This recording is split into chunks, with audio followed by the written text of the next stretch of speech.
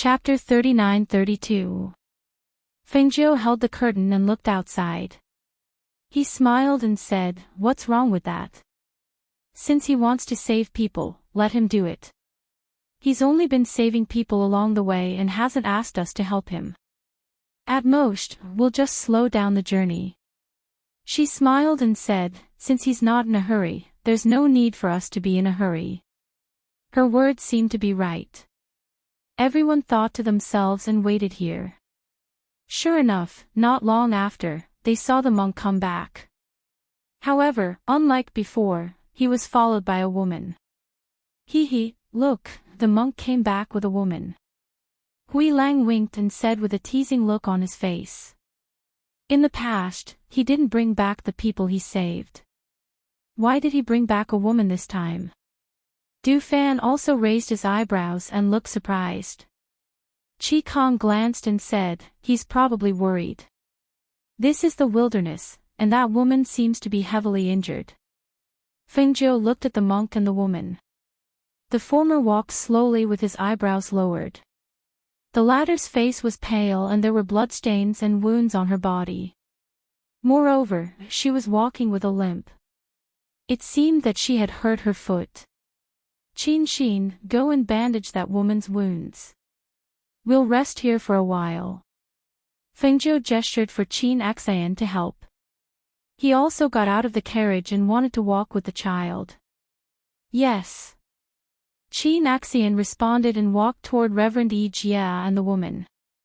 "Reverend, my master asked me to come over and help this woman treat her wound," Qin Xian said and looked at the woman behind him. "Amitba." "Thank you, benefactor." The monk put his palms together and retreated to the side.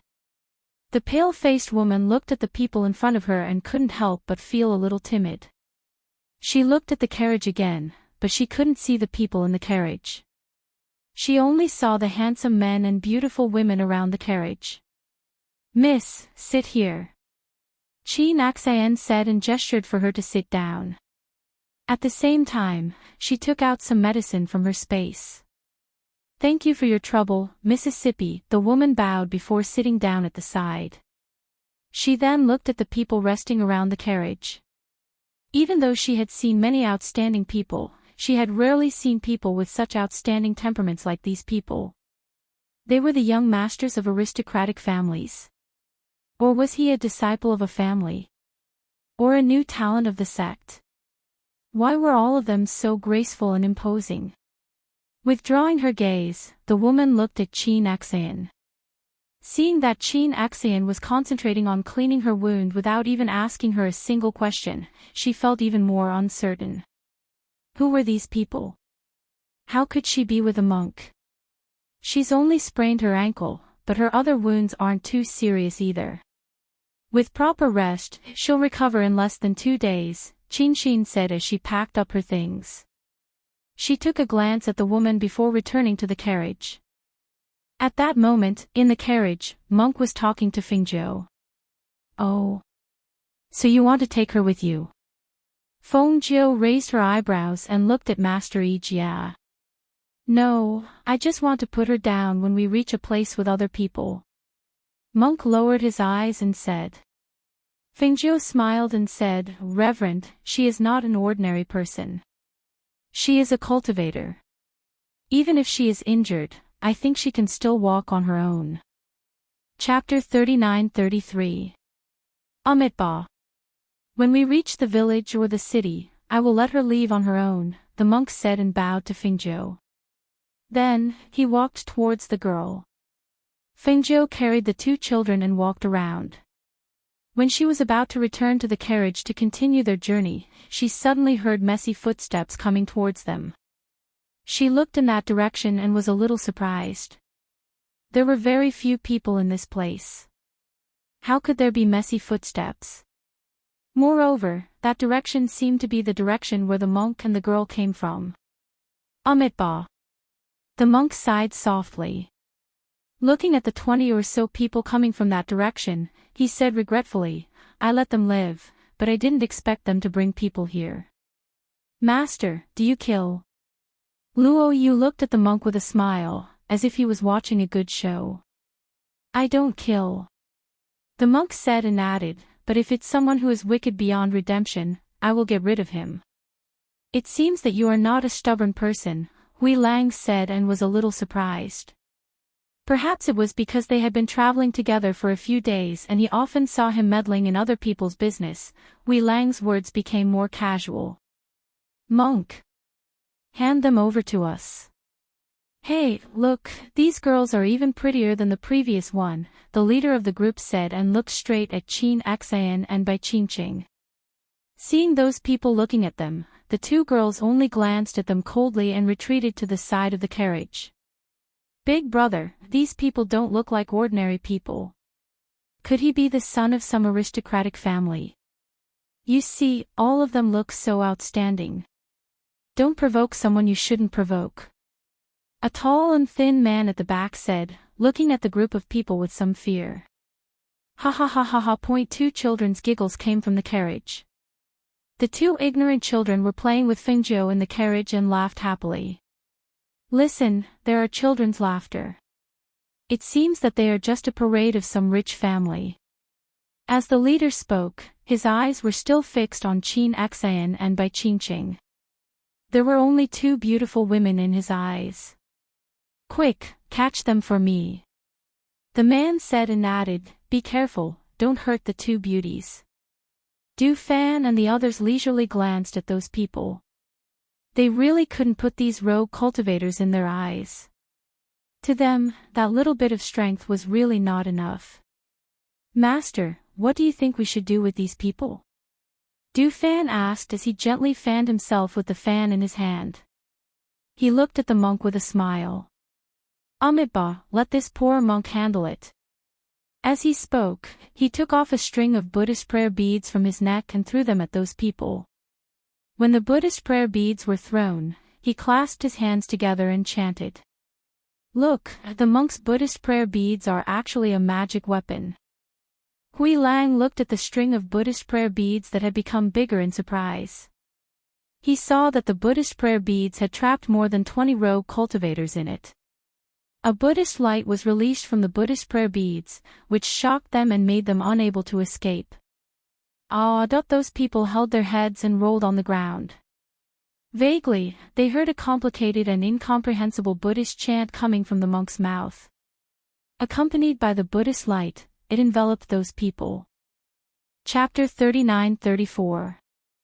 Fengjiu, who had just boarded the carriage, took a look and saw that those people were hugging their heads and howling in pain. As the initial howls gradually subsided, their expressions gradually calmed down. However, something still didn't seem right. Upon closer inspection, the spiritual aura on their bodies had completely dissipated. Moreover, their eyes were lifeless, as if they had suffered a heavy blow. She raised her eyebrows and her clear eyes fell on the monk. She didn't expect that he would cripple their cultivation as soon as he made a move. Moreover, from the looks of these people's situation, he had used the light of Buddha to attack their divine senses. Their divine senses had been severely injured and they were now like idiots. She retracted her gaze and lowered the curtain of the carriage. She said to Xianyuan Mose, it seems that Master Jia isn't an inflexible person. Crippling those people's cultivation and injuring their divine senses like idiots, what was the difference between this and killing them? No, it should be said that it was more terrifying than death, right? If he did it, at least they'd still be alive. If Hui Lang and the others did it, even living would be an extravagant hope, Xianyuan Mo said as he picked up his son, who had crawled to his leg, and held him in his arms. Hearing his words, Fengjiu smiled and glanced outside again. She saw that the monk had already put away the string of Buddha beads. He chanted a sentence in the Buddhist language and then stood quietly to the side. Seeing this, she said to Leng Hua outside, let's go after we've dealt with them. See if we can find a village or town to rest before it gets dark. Yes, Leng Hua replied and said to everyone, then continued driving the carriage forward.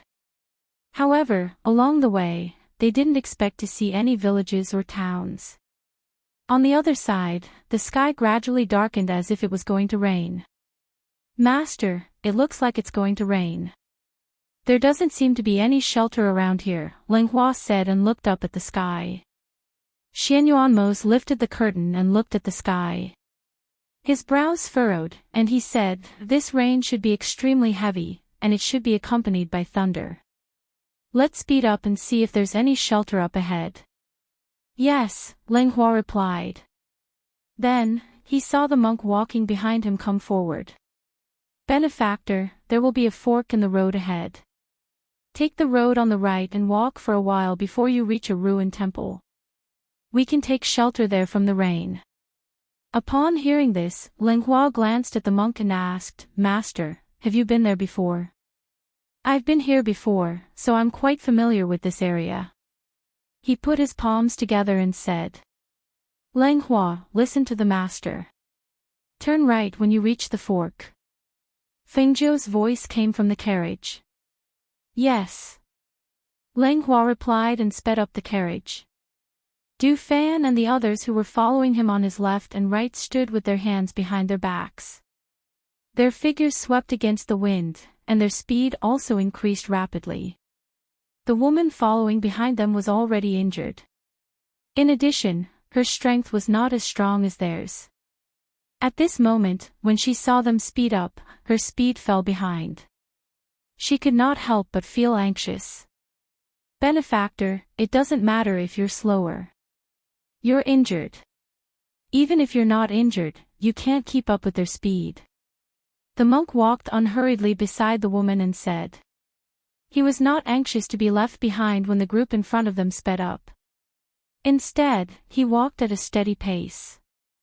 When the woman heard this, she glanced at the monk. She hesitated and asked, Master, who are they? Chapter 39-35. Feeling uncomfortable under his gaze, the woman said, I overstepped my boundaries. The monk shifted his gaze and looked ahead, saying, They didn't ask who you are. Benefactor, it's best that you don't ask who they are. If your injuries are better, you can leave on your own without waiting for a village or town. Hearing the monk's words, the woman's heart trembled. She didn't know what to think, but she didn't dare to look at him. She only responded in a low voice and walked beside him. The wind whistled and blew from the surroundings, bringing with it a trace of coldness. The sky was covered with dark clouds. Before they reached the temple, it had already started to rain. The wind and rain brought along with it, causing the temperature to plummet. Du Fan and the others used their spiritual energy to protect their bodies, so they weren't drenched by the rain. However, as the wind and rain blew, the curtain of the carriage was slightly lifted, and the faint sound of children crying could be heard from inside. They were a little anxious. Didn't they say there was a temple in front? Why haven't we seen it yet? Luo Yu said as he rushed forward, intending to scout ahead. In the carriage, Xianyuanmos and Fengzhou wrapped the two children in blankets and carried them in their arms to prevent them from catching a cold. The carriage moved quickly and wasn't very stable. Sitting inside, they swayed slightly. However, not long after, Luo Yu's voice came from the front. It's here. The temple is here. Linghua drove the carriage forward, and the others followed. Not long after, when they arrived in front of the temple, they were slightly stunned. This is a rundown temple? This is the temple that the monk was talking about? Hui Lang went forward to take a look. Seeing that there were no leaks, he said, Fortunately, there are no leaks. Just make do with it and it won't shelter you from the rain. Since they were outside, this was the best they could do. Although it was a little run down, it could at least shelter them from the wind and rain. He didn't have much to nitpick about. Fengzhou carried the two children out of the carriage and walked towards the rundown temple. Xianyuanmos followed behind. Although he had regained some feeling in his legs, he still needed time to recover if he wanted to stand up and walk on his own. Therefore, he spent most of his time outside in a wheelchair. The group of people entered the dilapidated temple. The carriage was also pulled to a place under the eaves where it could shelter them from the rain. Once inside, the cold wind whistled. They laid a clean mat in a place where the wind could not reach. Only then did they let Xianyuanmos and Fingzhou sit down to rest. There are a few broken door bolts over there. Let's set them up to block the wind and rain. To prevent the wind and rain from blowing in. As Qi Kong spoke, he swept the door board clean and used it to block the wind and rain. There are branches in the corner. As Du Fan spoke, he picked up the branch and brought it to the front where Fingzhou and the others were sitting. He lit a fire to warm them up. Grandmaster Yi Jia hasn't arrived yet. Leave the door open for him to enter. Fengzhou instructed. He carried the two children and dressed them in many layers of clothes. Then, he wrapped them in blankets and carried them in his arms. Xianyuanmos took out a cloak from his space and draped it over Fengzhou. He said, "Put this on. Don't catch a cold." Fengzhou smiled and said, "I won't. After all, the spiritual energy in my body can drive away the cold." As she spoke, she looked at the others and said, "Everyone sit down and rest. We can only make do here for the night." Chapter 39-36. Upon hearing this, Leng Hua smiled gently and said, "I don't have any branches, but I do have a lot of firewood in my space."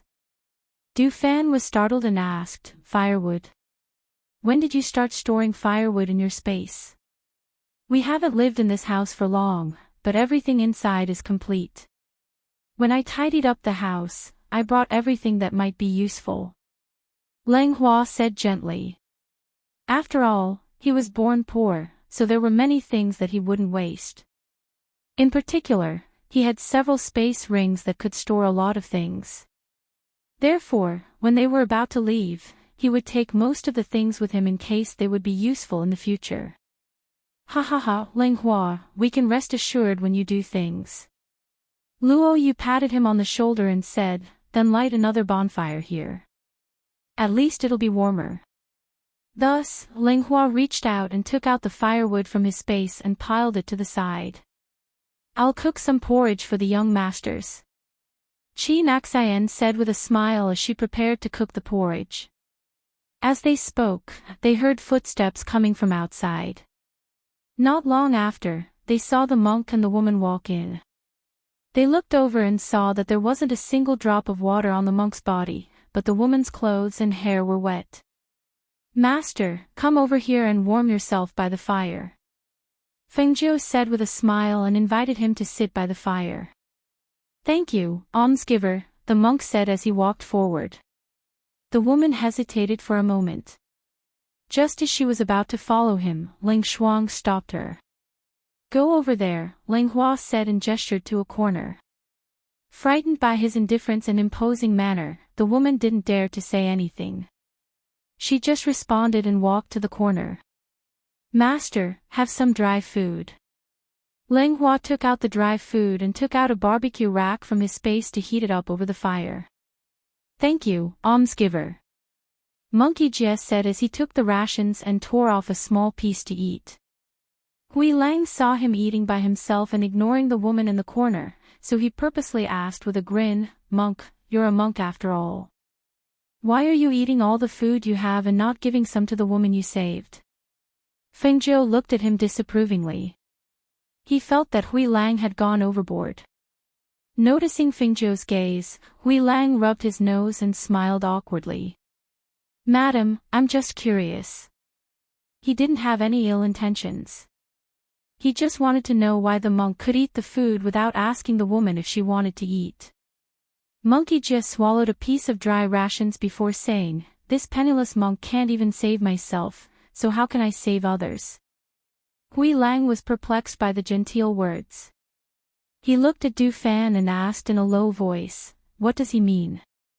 What do you mean by not being able to save yourself? What redeeming people? What does he mean?" Du Fan smiled and opened the fan in his hand. "What he means is that his rations are also given to him by others. Therefore, if he can't even save himself, he naturally can't help others. Lang Hua smiled and took some dry rations to the corner and handed them to the woman. "Miss, have some." "Thank you, young master." She quickly stood up and thanked him as she took the dry rations. After Lang Hua turned and walked away, she took the dry rations and sat down. She ate them in small bites while looking at these strange people. Chapter 39-37. Everyone sat around the bonfire and chatted idly. They even warmed up some wine to warm their bodies. However, as the sky outside grew darker, there seemed to be the sound of horse hooves approaching. Almost as soon as they heard the sound of horse hooves coming from outside, Du Fan and the others who were sitting by the bonfire stood up. "I'll go and see who it is." As Du Fan spoke, he stepped outside. Unexpectedly, before he could reach the door that was blocking the way, the door was kicked open by a strong force. Bang! The sound of a heavy impact and the cracking of wooden planks was heard. Even though it was a rainy night, it was extremely loud and clear. As a result, it frightened the two children who were nestled in Fengzhou and Xianyuanmo's arms, who were about to fall asleep. Wah! Wah wah! The two children were startled by the sudden sound of the door being kicked open. Their small bodies trembled and they burst into tears. Seeing that the two children were frightened, Xianyuanmo's aura immediately turned cold. That strong and intimidating aura mixed with a murderous aura filled the air. Monkey Jia, who was sitting next to them, couldn't help but lower his eyes and murmur softly, "Amitba." Fengzhou's brows furrowed slightly. Her clear eyes were filled with a cold light as she looked at the temple's door. She comforted the two children, "Be good, don't cry. Mother is here." She gently coaxed them and gently patted the child's back with one hand. Perhaps it was because he heard Fengzhou's gentle voice and felt her familiar aura. Little Mu Qin in her arms pursed his little mouth and sobbed softly. However, he stopped crying and only blinked his clear and watery eyes innocently at her. "It's all right. Father and Mother are here. Father and Mother are here to accompany you. It's all right." Fengzhou gently coaxed. Seeing that her son had stopped crying, the girl was still crying at the top of her lungs. "Come, let me carry him." As Fengzhou spoke, she passed her son, who had stopped crying, to Xianyuanmo's. She then took her daughter, who was crying non-stop.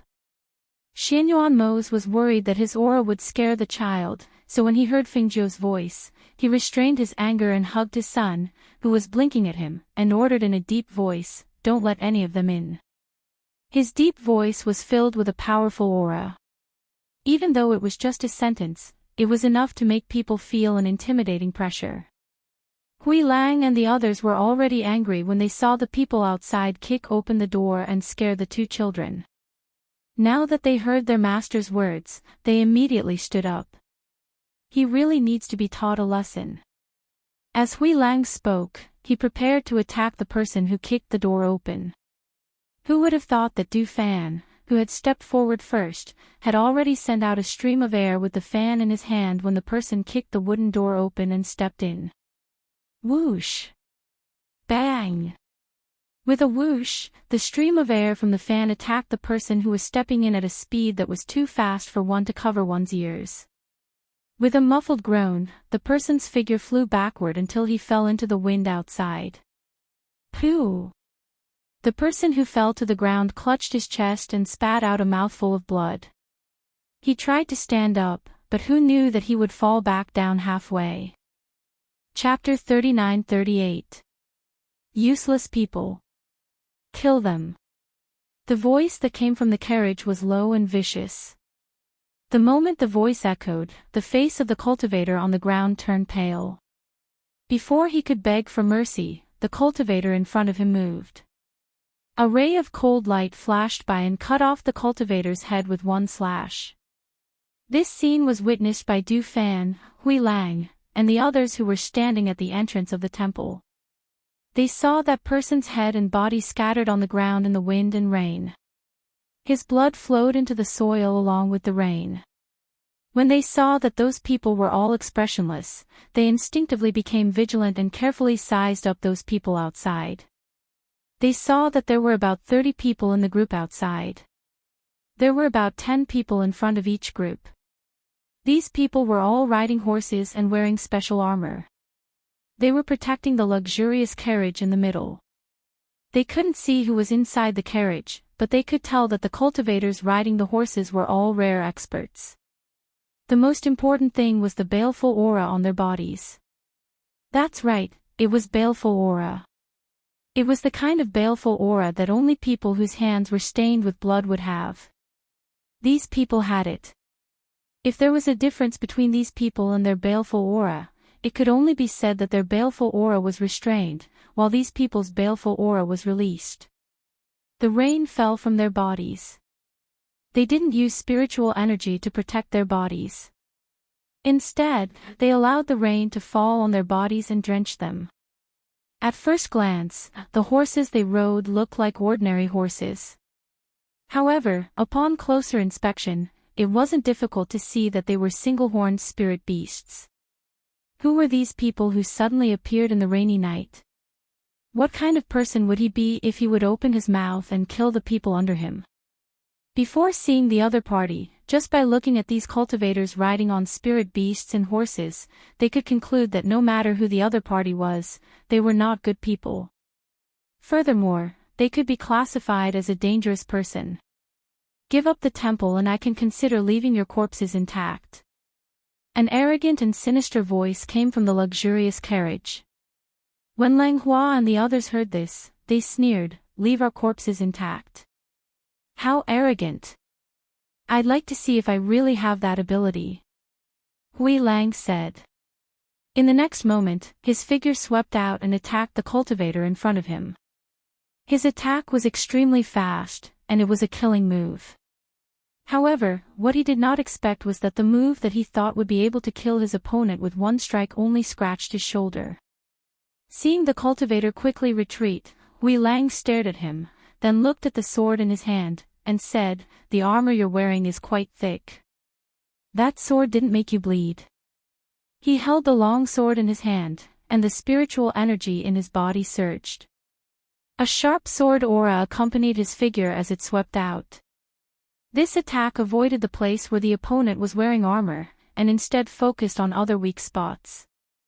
As the two of them fought, neither Du Fan's group nor the cultivators riding in the rain made a move to help. It was as if the fight had nothing to do with them. Swish! Ah!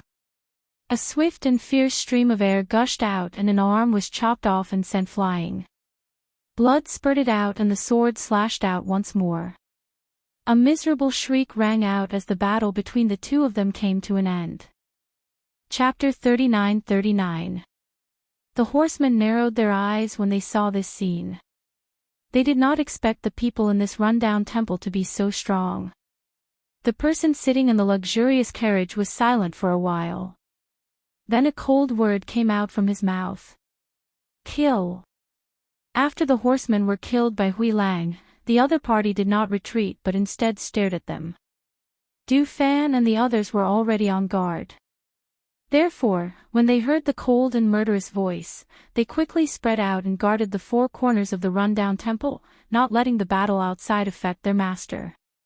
Dozens of sword shadows attacked from outside. The people in the rundown temple could clearly feel the strong murderous aura. Hearing the sounds of battle outside, the woman who was curled up in the corner carefully looked outside. When she saw the guards outside, her pupils constricted and she shrank further into the corner. Her face, which was already pale, became even paler after seeing those people. "Do you know who they are?" Fengzhou's voice slowly came out, looking at the woman in the corner. Hearing this voice, the woman looked at Fengzhou and said in a trembling voice, They are the Black Guards of the Demon King. They have killed countless people and are very strong. It is said that those who have seen them are all dead. Fengzhou raised his eyebrows and looked at the monk who was chanting with his hands clasped together.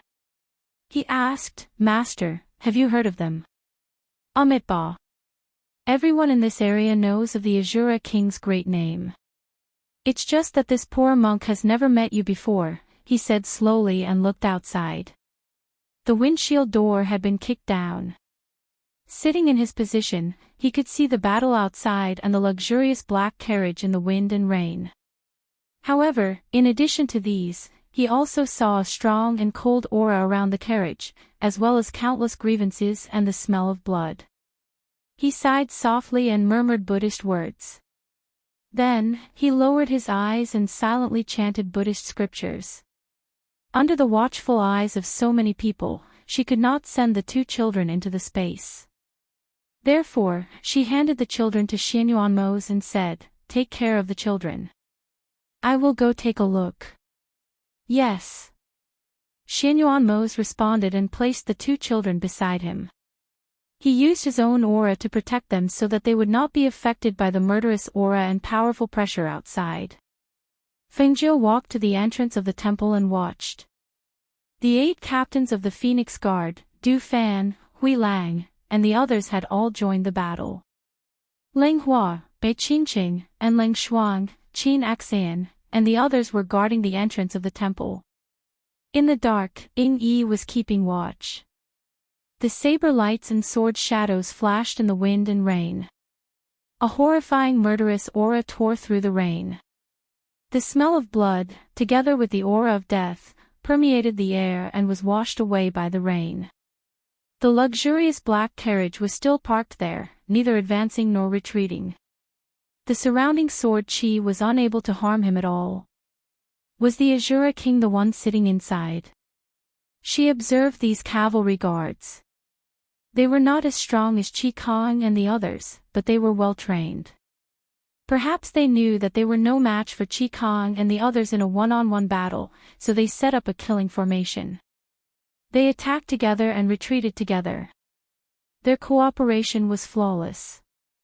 Qi Kong and the others could not do anything to them. Chapter 39-40. In the black carriage, through the front partition, the man sitting in the carriage narrowed his eyes and stared at the red figure standing in front of the temple gate. His sharp and powerful gaze unscrupulously sized her up. Outstanding temperament, a beautiful face, an exquisite figure, and a breathtaking aura. It was very dazzling. He stared at her, and it was unknown what he was thinking. Fengjiu's gaze moved away from the people fighting and coldly looked at the carriage, as if she was looking at the people inside through the carriage. That gaze didn't move away. Although she didn't see it, she knew that the other party was staring at her.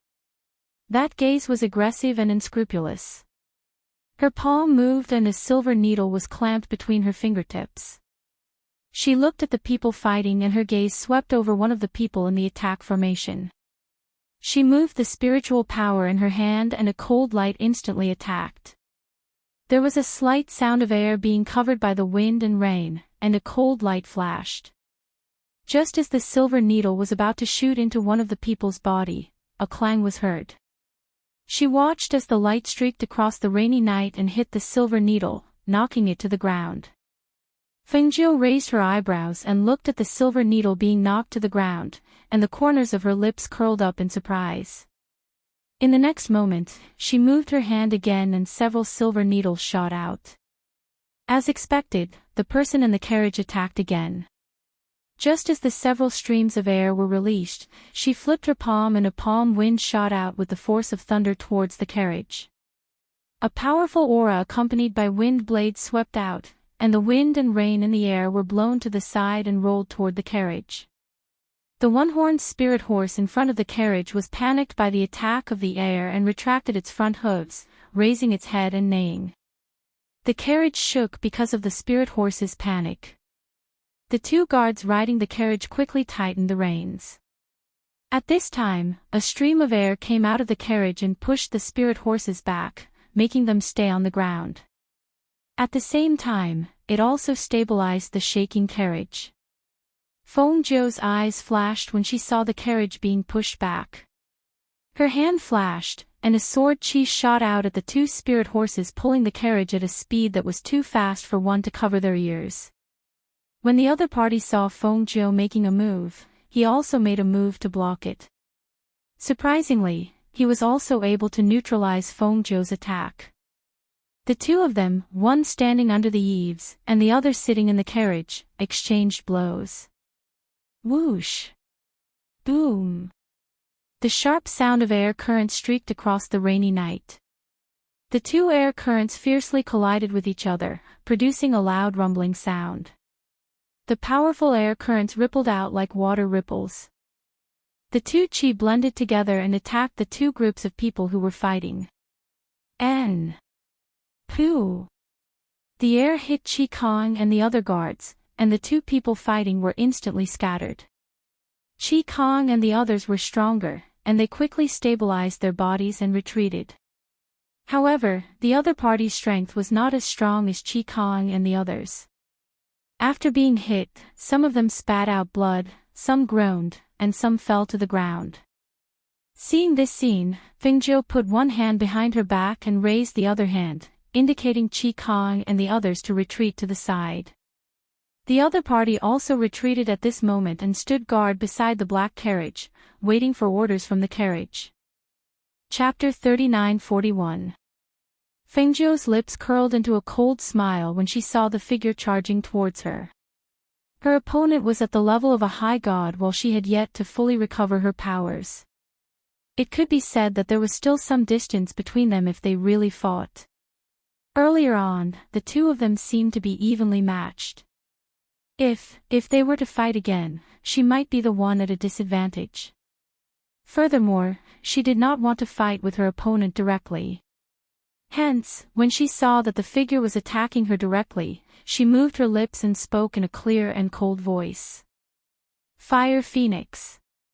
As soon as she spoke, a flame shot out with a swoosh. It was so fast that the surrounding cavalry could not see what it was. Only the black figure who had rushed out saw the flame and narrowed his eyes. He seemed to want to avoid it. However, the flame spread its wings, screeched, and swooped down to attack him. Whoosh! Swoosh! Bang!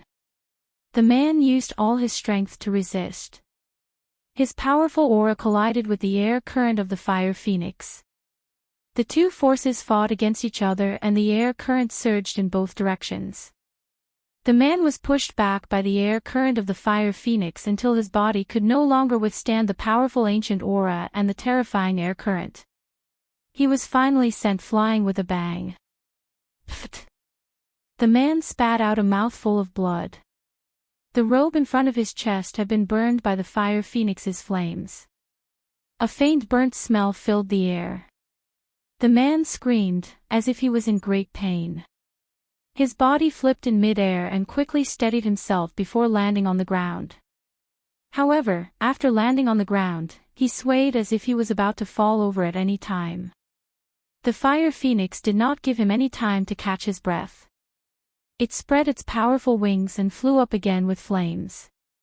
The moment it released its ancient aura, the cavalry turned pale and bent over. Even the spiritual horses neighed and knelt on the ground, not daring to move. Go! The Azura King snorted coldly and threw out an object. The next moment, the cavalry that had been rendered immobile by the pressure instantly turned into rays of light and flew into the scroll thrown out by the Azura King. As the Azura King's robe fluttered, he was quickly teleported away and disappeared into thin air. The Fire Phoenix's attack missed. It flapped its wings and with a flash of light, it transformed into a small bird and landed on Fengzhou's shoulder. Master, they escaped. Fengzhou looked at the rainy night and said, that man's powerful and has a life-saving treasure on him. It won't be easy to kill him. As she spoke, she turned to look at the Fire Phoenix and smiled, your power has increased. Outside, Fengzhou and the Fire Phoenix were talking. Chi Kong and the rest had already walked to the side. In the corner, the woman who had curled up into a ball looked outside in shock. She looked at the Fire Phoenix and Fengzhou, unable to regain her senses for a long time. Fengzhou looked at Chi Kong and the rest. Seeing that they were not injured, he said, let's go in. As he spoke, he turned and walked inside. Dufan smiled and looked at the spiritual horses and the black horse carriage that were still kneeling in the rainy night. He said, "Those people escaped in a hurry and abandoned these single-horned spiritual horses. It's a waste to leave them here. Ha ha ha ha, they rushed into the city and sold them. They can still make a lot of money." As Luo Yu spoke, he walked into the rain. Chapter 39:42. Seeing Fengjiu enter, Xianyuanmos extended his hand. Fengjiu smiled and reached out to take his hand and sat down beside him. The monk saw this and softly murmured, "Amitabha."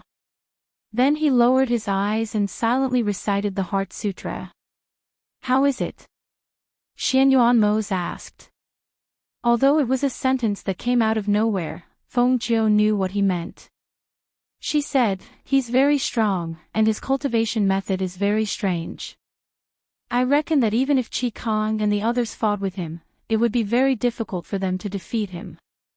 She paused for a moment before continuing, "It's just that I let him escape this time. I reckon that we'll have another feud." Her original intention was to let the Fire Phoenix come out and give him a fatal blow to prevent future troubles. Who knew that in the end, he would still escape? "It's okay. Just be careful in the future," he said slowly.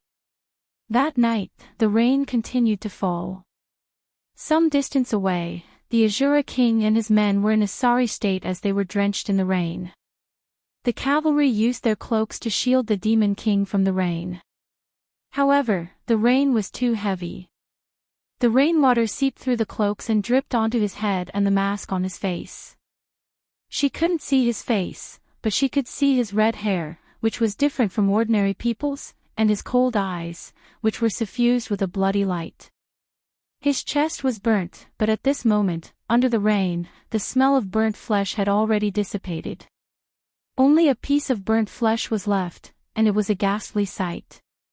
"Master, apply some medicine on your wound." One of the cavalry mustered up his courage and said.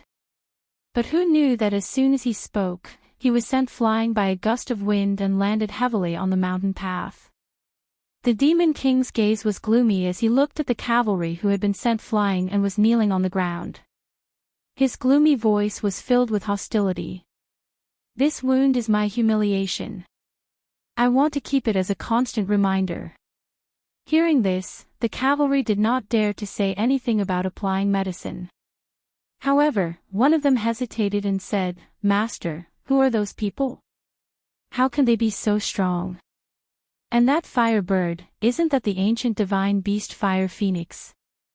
When the Demon King heard this, his gloomy eyes flashed with a cold light. He said, "Possessing the ancient divine beast Fire Phoenix, that person should be the ghost Dr. Fengjiu." Ghost Dr. Fengjiu. The cavalry looked at each other. They had never heard of this person. However, hearing their master's words, it seemed that this ghost Dr. Fengjiu was very powerful and famous. The Demon King did not say anything more to them and only narrowed his eyes as he stared in the direction of the ruined temple. Ghost Dr. Fengjiu. Who would have thought that the woman who was a legend in many places would actually appear here? When he thought about how there was no monarch in this area and how she had appeared here, the aura on his body became even colder. He had long since regarded this area as his, and if anyone dared to have any ideas about it, then he would definitely not let that person off.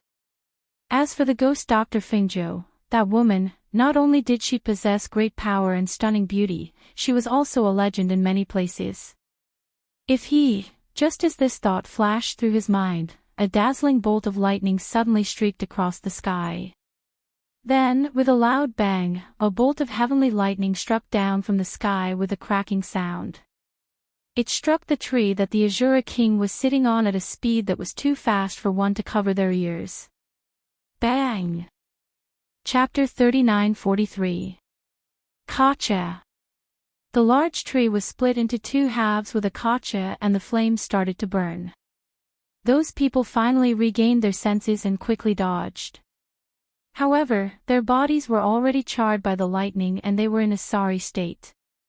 They all stood by the mountain path and looked at the flames that were burning in the rain and were extinguished by the rain.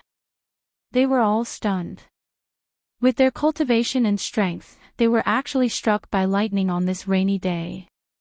They carefully looked at their master. When they saw the aura on his body, they felt as if their hearts were being squeezed tightly by a hand, making it difficult for them to breathe.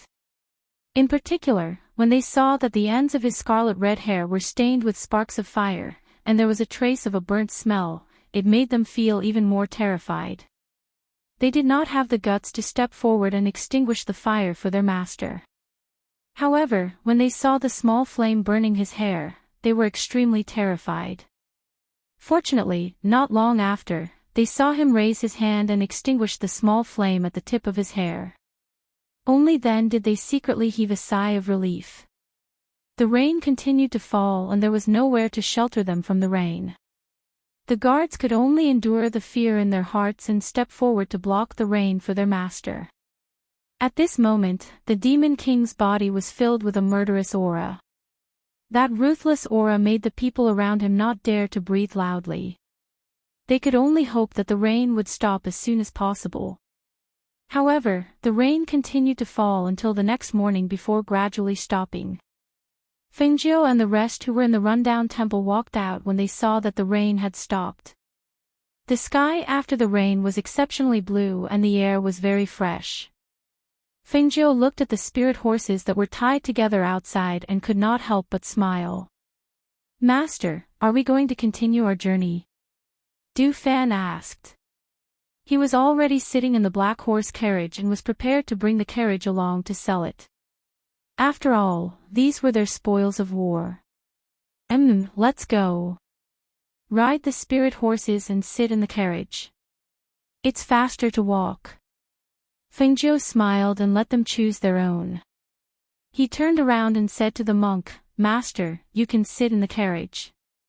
The monk glanced at the black horse carriage and softly muttered, "Amitabha, this poor monk can walk." Before he could finish, he was interrupted by Fengjiu. "Master, monks shouldn't stick to one pattern." Hearing this, the monk didn't say anything else. He glanced at Fengjiu and said, "Amitabha, this poor monk will listen to benefactor's arrangements." With that, he walked towards the carriage. The resentment and baleful aura around the carriage dispersed after the Azura king left. Even so, in the eyes of the monk, the carriage was still stained with the smell of blood. Xianyuan Mose got into the carriage, and Bai Qingcheng and Qin Xan carried their children up. They also chose a spirit beast horse to ride. When everyone was ready, the woman who was hiding in the corner walked out from behind. She glanced at them, as if she wanted to follow them but didn't dare to. "Your injuries are almost healed. Leave on your own." Leng Hua glanced at her, paused for a moment, then pulled out a spirit horse. "This mount is for you." The woman looked at the mount and backed away with a pale face. No, I don't need this. I can walk on my own." Chapter 39-44. Seeing this, Leng Hua only smiled gently and tied up the spirit beast horse. The group continued forward. The woman watched them leave and hesitated for a moment before heading in another direction. A day later, they entered the city. As soon as they entered the city, they felt that some of the cultivators in the city were looking at them strangely. That kind of sizing up gaze was filled with scrutiny and surprise, as if there was something they didn't know. "Why are the people in the city staring at us? Although we are very outstanding, there's no need to stare at us like this, right?" Hui Lang rubbed his chin and pulled the spirit beast horse forward. Suddenly, he grinned proudly. "They must have seen us leading so many spirit beasts, or perhaps, they know that these spirit beast horses belong to the Azura king. Or has the news of the Azura king's defeat already spread?" Du Fan patted his shoulder and said, "You're thinking too much." His voice paused and he looked around before saying, "But we still have to be careful. I feel that their gazes are unfriendly." It was one thing in the past, but now that there were two more young masters, he had to be more careful in everything he did. You two come with me and take these spirit beast horses to the auction house to auction. Du Fan said and glanced at Hui Lang and Lu Yun beside him. Alright, then tell Master and the others to go to the inn to rest first. We'll go back now. Lu Yun said and pulled the rope tied to Chi Kong and the others' hands over. I'll go tell them. Du Fan walked forward and came to Fingzhou's carriage to tell them. At this time, the monk on the black horse carriage opened the curtain and walked down, saying to Du Fan, Benefactor, this poor monk can just walk here. Saying this, he walked to Fingzhou's carriage and said, This poor monk wants to visit an old friend in the city, so I won't be staying in the same inn as Benefactor. How long does Benefactor plan to stay here? When the time comes, this poor monk will come to meet you. Hearing this, Fingzhou, who was in the carriage, lifted the curtain and threw a jade tablet to him. He smiled and said, Master, I'll inform you when the time comes. All right. As the monk spoke, he put his palms together and bowed to her before leaving. Go. Take that carriage with you, don't leave it behind. Fingzhou said, lowering the curtain to let Leng Hua continue forward to find an inn to stay. After watching them leave, Du Fan said to Hui Lang and the other man, Let's go. After auctioning off these things, we'll go around the city and buy some things back. Then let's buy some alcohol later. Let's see if there's any good spirit wine. I don't have much wine left in my space, so I'll buy some. As Hui Lang spoke, he pulled the rope and urged the spirit horses forward. He asked, Where is this auction? We need to find someone to ask. I just asked. It's still some distance from here. Come with me. Lu Yun said and led them forward. 2 out of the 3 of them were driving 30 spirit horses, while the other person was driving the carriage. As they walked on the street, it could be said that the people around them automatically made way for them.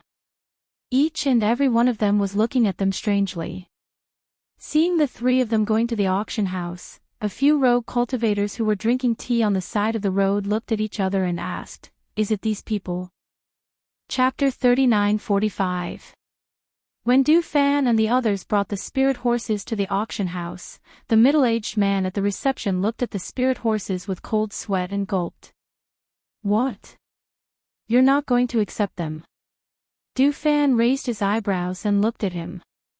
This done he looked at the spirit horses and finally gritted his teeth and said, Please wait for a moment, I'll get our head steward. With that, he quickly turned and walked inside. Inside, the middle-aged man found a man who was slightly older than him and said, Head steward, there are a few people outside. They pulled some spirit horses and a black horse carriage and said that they want to sell it to us. What do you think? Hearing this, the head steward who was talking to the 2 old men paused and asked, Is it the rumor outside? It seems to be true, so we don't dare to accept it. The head steward lowered his voice and said.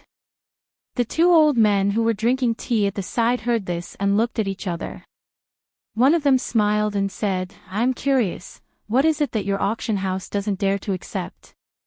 Yes. Let's hear it. The other old man said. Hearing this, the head steward said, There are a few people outside who want to sell something, but the thing they want to sell is a little tricky. It can be said that it's a hot potato. What kind of hot potato? Why does it sound like it's a little tricky? Is there a rumor? The old man asked. You don't know. This time, it was the head steward's turn to be surprised. He looked at them and said, These days, the Heavenly Tao has been saying that the Azura King met a few very powerful people in a rundown temple. Not only was he injured, but he also fled in a sorry state. He didn't even care about his mount. So when the people outside pulled the spirit horses into the city, the people in the city guessed that it was those people who spread the news. Hearing this, the 2 old men looked at each other in surprise. One of them asked, Who is so powerful? What about those people outside? It seems like it's true, but... Before he could finish, he saw the middle-aged man beside him pull him, as if to remind him that those people were still waiting outside. I'll go take a look first, I'll come back in a bit. Just as he was about to leave, the two elders also stood up, and said with a smile, let's also go take a look. Thus, the few of them walked out together. Just as Du Fan and the others were waiting impatiently, they saw a few people walk out from inside. Seeing those people staring at them and sizing them up, Grey Wolf stepped forward and asked, how is it? Do you accept it or not? If you don't accept it, we'll have to find another one. He. The chief manager chuckled and said, Sir, I reckon that no one else besides us would dare to accept these items. He smiled and said to the steward at the side, let the people below take those spirit beasts away and estimate the price of the items. I'll have a chat with these young masters and pay them the money later. Yes. Only then did the steward order his subordinates to bring the spirit beast horses and carriages to the side to check and appraise them.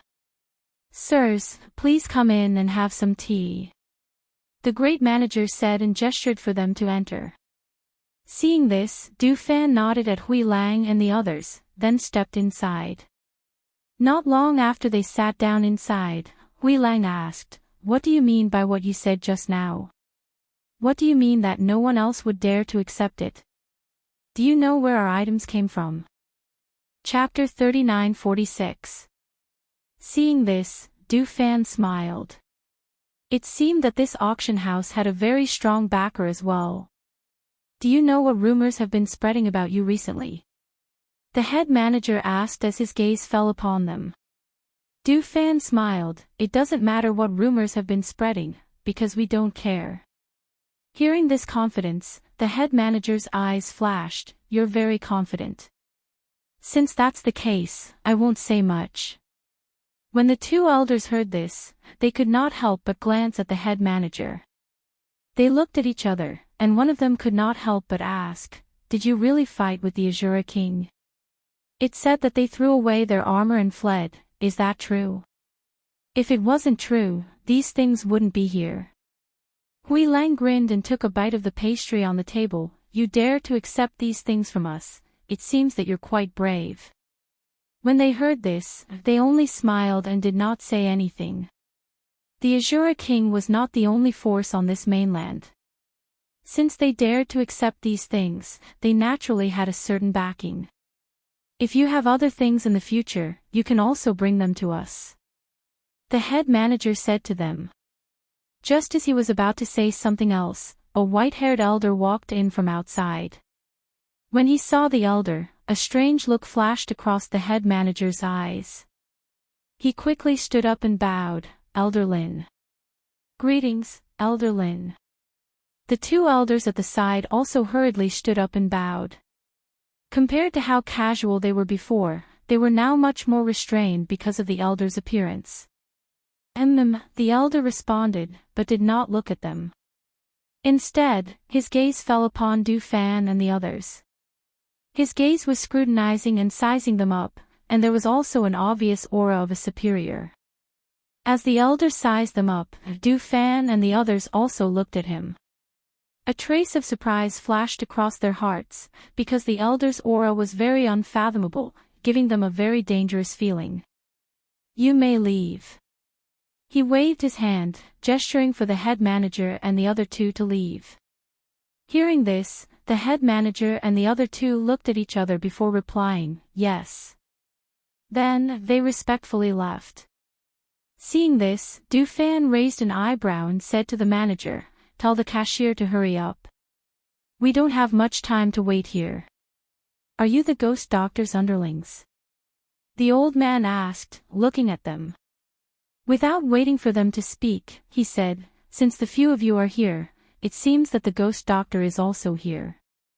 Hearing this, Hui Lang rubbed his chin. Lu Yun's expression was normal.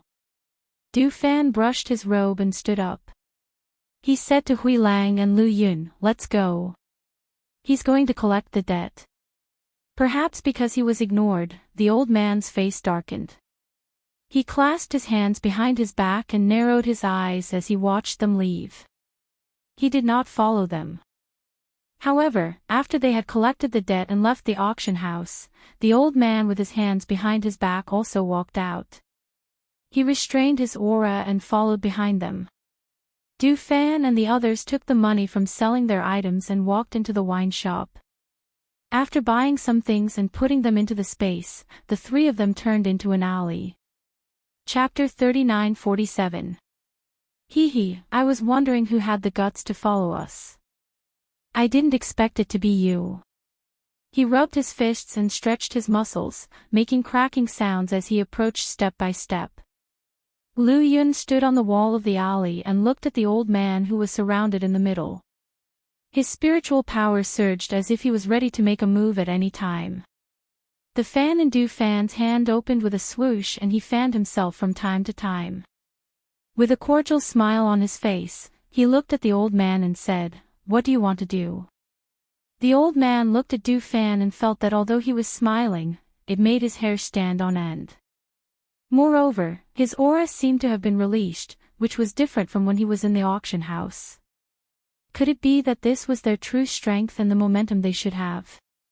He couldn't help but take a step back and look at them warily. "Since you followed us out, why don't you tell us how you know about the ghost doctor?" Du Fan fanned himself lightly and walked forward step by step. The news that they had come here seemed to have quietly spread. These people guessed their identity as soon as they saw them. This really surprised him. Didn't this continent not know about the outside world? Where did he get the news about them from? The old man saw that the situation was not right. He turned his palm and a teleportation scroll appeared in his hand. However, before he could open it, the man holding the fan in front of him and smiling amiably had already arrived in front of him. A fierce attack came, making him unable to care about anything else and could only defend himself. Hui Lang and Lu Yun stood in place and watched. When they saw the two people fighting, the aura in the alley spread. They looked at each other and Hui Lang walked out of the alley while Lu Yun continued to watch from the top of the alley wall.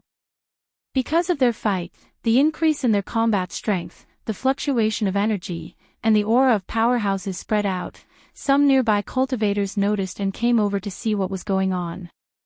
Hui Lang leaned on the alley with his arms crossed. When he saw two cultivators coming over, he reached out and stopped them. "They're settling personal matters inside. Don't join in the fun." The two cultivators were stopped by him. Their eyes flashed as they looked at him and didn't speak loudly for a while. Not far behind, some cultivators were looking at the gray wolf while whispering to the people beside them. After a while, the 10 or so cultivators walked over. Before they even got close, they were already sneering at the gray wolf. "This alley doesn't belong to you. Why don't you let us get close?" As soon as his voice fell, he said to the two cultivators who were stopped, "This person is an outsider. He just entered the city this morning." What he meant was that this person was an outsider and had no background here. Even if they attacked him, there was nothing to worry about. "However, I saw you take a lot of things to auction house this morning." As the cultivators spoke, they stared at Hui Lang with ill intentions. "Bye." When the two cultivators heard this, greed appeared in their eyes. They were about to turn around and leave, but just as they turned around, several hidden weapons appeared in their hands. Chapter 39:48. The two of them only saw a black figure flash past in front of them. Then, they felt as if their muscles and bones had been twisted. With a cracking sound, they screamed in pain, and the world in front of them spun. The dozen or so cultivators looked ahead with pale faces. They saw that the two cultivators were twisted into a circle and tied together.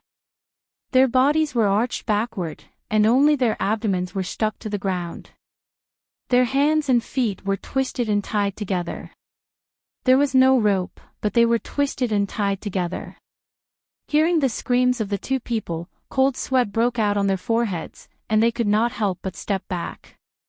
"Want to leave?" Hui Lang clapped his hands, twisted his shoulders, and walked toward the dozen or so people. "Didn't you want to see my treasure? Come on." He stretched out his finger and made a beckoning gesture at them. Misunderstanding, misunderstanding. The cultivators hurriedly said, their voices trembling uncontrollably. He, it's good that you misunderstood. Hui Lang grinned. It wasn't easy for me to move my hands and feet. How could I let you run away? He stopped and looked at them with his arms crossed. Do you want to come over yourself? Or do you want me to go over? When the dozen or so people heard this, they were so scared that they immediately turned around and ran. However, who knew that a force sucked them from behind and threw them all to the corner of the wall? Ah! Hiss! One by one, they cried out in pain. Before they could stand up, the black figure rushed forward, lifted them up, twisted them, and threw them to the side. For a moment, only the screams could be heard, and the people who heard it could not help but feel a chill run up from the soles of their feet. In particular, this was not in the alley, but at the entrance of the alley. Many people on the street outside saw this scene, but no one dared to go forward. Hui Lang took everything from them, then snorted and kicked them. Get lost. If there's a next time, I'll take your lives. Those people's hands and feet were tied together, and they were kicked to the corner of the road by him. They struggled for a long time but could not break free. They could only cry for help and cry out in pain. While Hui Lang was dealing with these people, in the alley, the old man was already hung upside down by Lu Yun, hanging on the wall of the alley. Du Fan gently patted his chest with the fan in his hand, fanning himself. Looking at the pale old man with blood seeping from the corner of his mouth, he smiled. Now, are you going to speak? The old man gasped for breath, his arms hanging limply by his side. It was obvious that they had been broken. His face was pale, and there was no fear in his eyes. There was only hostility. You dare to touch me like this? Aren't you afraid of the forces behind us taking revenge? Du Fan smiled with a cordial look on his face. Since you know that our master is the ghost doctor, then you should have heard of her great name. Do you think that we would be afraid of the power behind you? Humph. No matter how strong you are, even if your master is the ghost doctor, if you dare to go against us, it will be difficult for you to leave this mainland alive. Hearing the old man's words, Hui Lang stepped forward and punched him hard in the stomach. Old thing, you really want to die too slowly. Chapter 39-49. Du Fan looked at the old man who was hanging upside down. Not only was blood flowing from his mouth, but blood was also flowing from his nose. However, the old man did not show the slightest bit of fear, as if he was already prepared to die. Seeing this, his eyes flashed slightly. The old man's strength could be considered an overlord, and he seemed to be an elder in the auction house. For someone like him, perhaps death was not frightening, but it would be difficult to get information out of someone who was not afraid of death. It was not that there was no way to get information out of him. After all, other than their interrogation methods, their master also had a kind of pill that could make people tell the truth. However, that pill was not very effective for people with strong willpower like him. He thought for a while, then waved his hand and said, "Forget it, let him go." Lu Yun did not say anything, but Hui Lang glared at him. Let him go. Let him go just like that. Yes, let him go. Du Fan gently fanned himself with the fan in his hand. He looked at the tortured old man and said, this can be considered a lesson for him. Let him go. If they killed him, they probably would not be able to live in peace here. Although he was just passing by, he did not want to disturb his master and the others with such trivial matters. Hui Lang wanted to say something, but seeing that Lu Yun had already put the old man down, he did not speak again. Let's go. The three of them said as they walked out of the alley. However, they did not expect that the old man would sneer, and a sinister voice came from his mouth that was overflowing with blood. Are you afraid? Unfortunately, it's too late.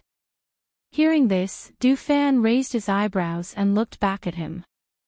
Hui Lang looked back at the old man with a dark face and said, "Old man, it seems that you really don't want to live anymore."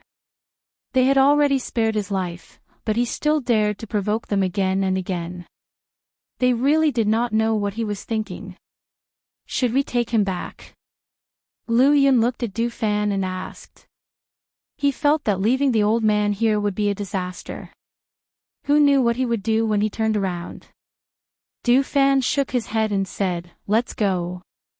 Don't mind him." He walked out of the alley. When Hui Lang and Lu Yun saw this, they didn't say anything more and just left with him. On the street outside, Hui Lang couldn't help but ask, "Du Fan, why did you let him go?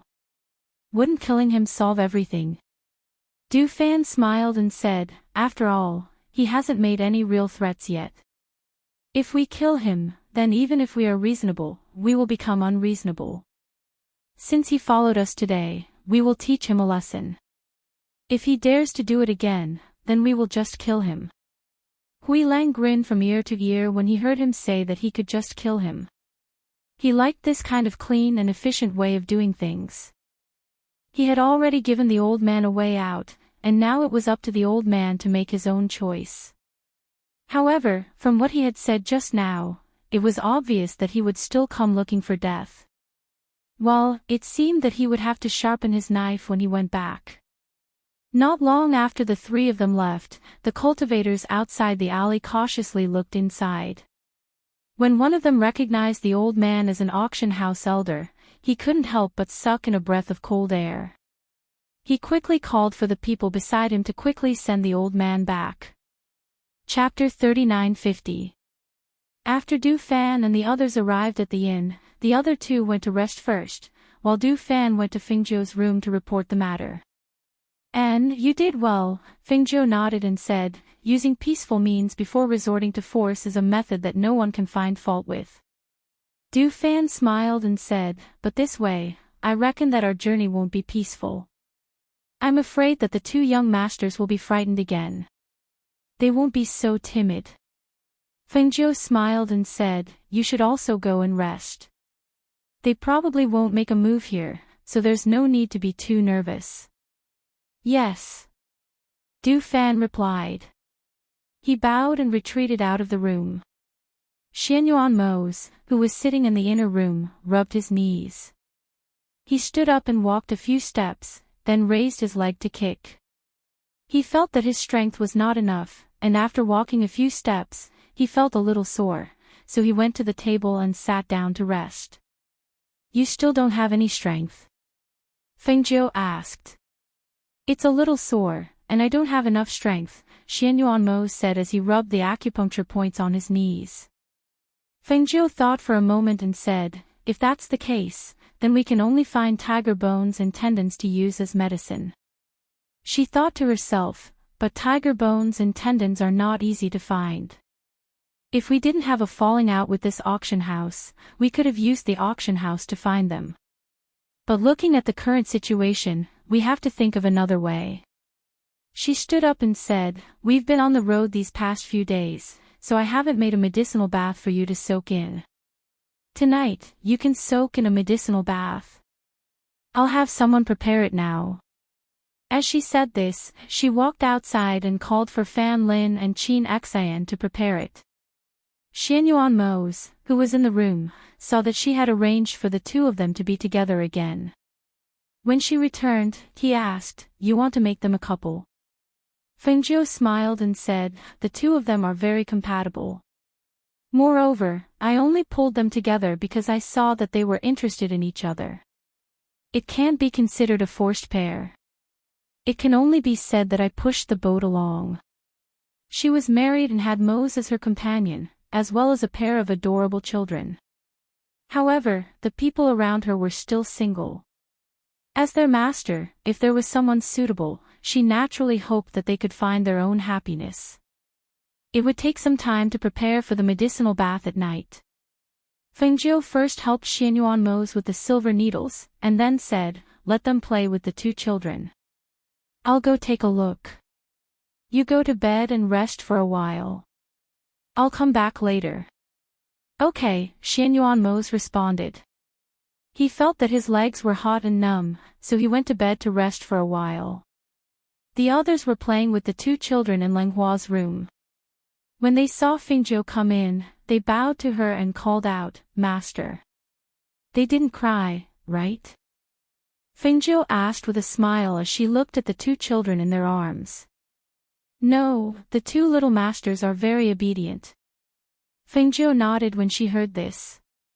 She looked at Qi Kong and said, "Qi Kong, come over here. I have something to tell you." As she spoke, she sat down at the table. Everyone in the room looked at each other and their gazes fell on Qi Kong. When Qi Kong saw this, he walked up to the table and asked, "Master, what do you want me to do?" "I need tiger bones and tendons, but they are difficult to find, so I want you to go out and find out where in the city they can be found." As Fengzhou spoke, she poured a cup of tea and drank it. Chapter 39:51. With regards to something as precious as the tiger bone tendon, it could be said that one only needed to inquire a little to obtain it. After all, there were only a few aristocratic families in the city, and it was not difficult for those who wanted to obtain information. Because of this, Qi Kong returned to the inn in the evening. "Master, this tiger bone tendon can only be found at the auction house. I heard that they had just obtained it some time ago." There were a few groups of people who wanted to buy it from the auction house, but the auction house did not seem to have any intention of auctioning it. Hearing Qi Kang's words, Fengzhou nodded slightly. The tiger bone tendon can only be used as medicine when it is air-dried from the hind hoof of an adult dual-fanged northwestern tiger. Because an adult dual-fanged northwestern tiger is difficult to find, its tiger bone tendon is very precious. It is normal that they are unwilling to auction it. Fengzhou said slowly, one hand supporting his chin, the other playing with the teacup, thinking. Seeing this, Qi Kong said, "Since they don't dare to sell it, why don't I go to the auction house tonight?" The tiger bone tendon could not only restore the strength of the muscles and bones, but if it was refined by an alchemist, it could also strengthen the body's muscles and veins. Perhaps it was because of this that the auction house was unwilling to auction it. If the tiger bone tendon was refined with other elixirs and then auctioned, the price would be much higher. "No need, I will go by myself tonight," Fengzhou said, waving his hand to dismiss him. When the sky gradually darkened, she asked Fan Lin to prepare the medicinal bath for Xianyuan to soak in. She also instructed them to take good care of the two children, and took advantage of the night to go to the auction house. At this time, in the auction house, there was a heavy atmosphere. The atmosphere was oppressive, and the people below did not even dare to breathe loudly. The elder in charge of the auction house was actually carried back with heavy injuries. This was like a bolt from the blue to them, and they were so frightened that their faces turned pale. The head steward waited by the elder's bedside to take care of him, not daring to be negligent. Outside the door, there were more than 10 stewards of the auction house. They looked at the tightly shut door with a heavy heart. The elder was injured to this extent. If the higher-ups were to blame them, wouldn't they also suffer a calamity? Ever since the elder was sent back, the chief steward had already sent a message to the higher-ups. However, there was still no one coming down to deal with this matter. They waited here in a panic, not knowing what to do. They're coming," A steward hurriedly ran in and shouted. He quickly walked into the courtyard and stood where the others were. When the others heard his words, they hurriedly stood up straight and looked at the courtyard door. 2 gray-robed old men walked in with their hands behind their backs. Behind them were 8 cultivators with concealed auras. As soon as they walked in, the entire courtyard seemed to be enveloped by a powerful pressure. They couldn't help but lower their heads, not daring to look directly at them. When the head steward heard the commotion outside, he hurriedly came out to greet them. When he saw the 2 old men, he bowed and respectfully bowed to them. Then, he gestured for them to enter. The 8 cultivators behind them did not follow them in. They only stood in the courtyard and watched as the door was closed, blocking the view of the room inside. Only then did they withdraw their gazes. Chapter 39:52. One of the elders stepped forward to examine him. His expression was gloomy and unsightly. When the elder beside him saw this, he asked, "How are your injuries?" "The tendons and veins in both of his arms have been broken and it's not easy to recover. His internal injuries are extremely severe. Even with top-grade pills, he'll need to recuperate for a month before he can get out of bed and walk around." As the elder who knew medicine spoke, he looked at the person lying on the bed and asked, "Who injured you to this extent?" "Fingzhou, that ghost doctor Fingzhou." The elder on the bed gritted his teeth and spat out the name word by word. Hearing this, the two elders' expressions changed. "Ghost Dr. Fingzhou? You're talking about that Fingzhou? Fingzhou was the one who injured you." "She wasn't the one who injured me, but it was one of her subordinates." The elder panted as he spoke. Perhaps it was because of his emotions, but his forehead was once again covered in cold sweat and he coughed twice. When the elder who knew medicine saw this, he flipped his palm and took out a pill and stuffed it into the elder's mouth, saying, "Your injuries are not light. Don't be angry and recuperate first. We'll report this matter to the Lord. Now that they're in this city, we can't let them escape." As the elder spoke, he took a deep breath and closed his eyes, muttering, "This enmity must be avenged." The two of them went outside and gestured for the head steward to follow them. When they were outside, the two elders looked at the head steward and asked, "What exactly is going on? Tell us in detail." The head steward did not dare to hide anything and hurriedly told them about how Du Fan and the others had brought their spirit beasts and carriages to the auction house, as well as how the elder had been carried back. "You're saying that they've already fought with the Demon King, and that the Demon King's men were defeated by Fingzhou?" one of the elders asked, his eyes filled with shock. The great manager nodded his head and replied, "Yes, I heard that they lost miserably. Furthermore, there's news from the underworld that the Azura King has issued a kill order. I don't think their journey will be too peaceful." The other person was silent for a while, then said, "According to the news we've received, this ghost Dr. Fingzhou came to this mainland for the ancient Golden Lotus. I've also heard that she's already obtained the ancient Golden Lotus. She should have left this mainland, so why would she come here? I'm not sure about that, no matter how hard we tried." Then, he hurriedly added, "However, I've sent my men to keep an eye on them." The two. Looking at the items placed in the storage room, she raised her eyebrows in surprise. She never thought that this unremarkable auction house would have so many treasures. She rummaged through the room, but did not take anything else, because her goal was only the tiger bones and tendons. However, after searching for the time it takes for a joss stick to burn, she still could not find the tiger bones and tendons. She stopped and skimmed through the places that she had not searched yet. Finally, her gaze landed on a long black box on the second shelf in the corner. She walked forward and took it down. Opening it, she could not help but smile. Chapter 39:53. "So you're saying that if something goes wrong, his hands will droop weakly in the future?" This was the voice of an elder. "Yes, his injuries are in his meridians. The meridians in his arms have been broken, and it's not something that can be healed with ordinary medicine. However, according to the manager, the auction house has not sold the tiger bone tendons yet. If we use the tiger bone tendons to refine pills, it should be able to heal his hands." The other person said slowly. In the storeroom, Fingzhou's eyes flashed as she heard the voices getting closer and closer. When the door to the storeroom was pushed open, she hid in the void. The door to the storeroom was pushed open, and two elders walked in, chatting as they walked. "This ghost Dr. Fingzhou is so powerful. If the Lord goes up against her, will he be at a disadvantage like the Demon King?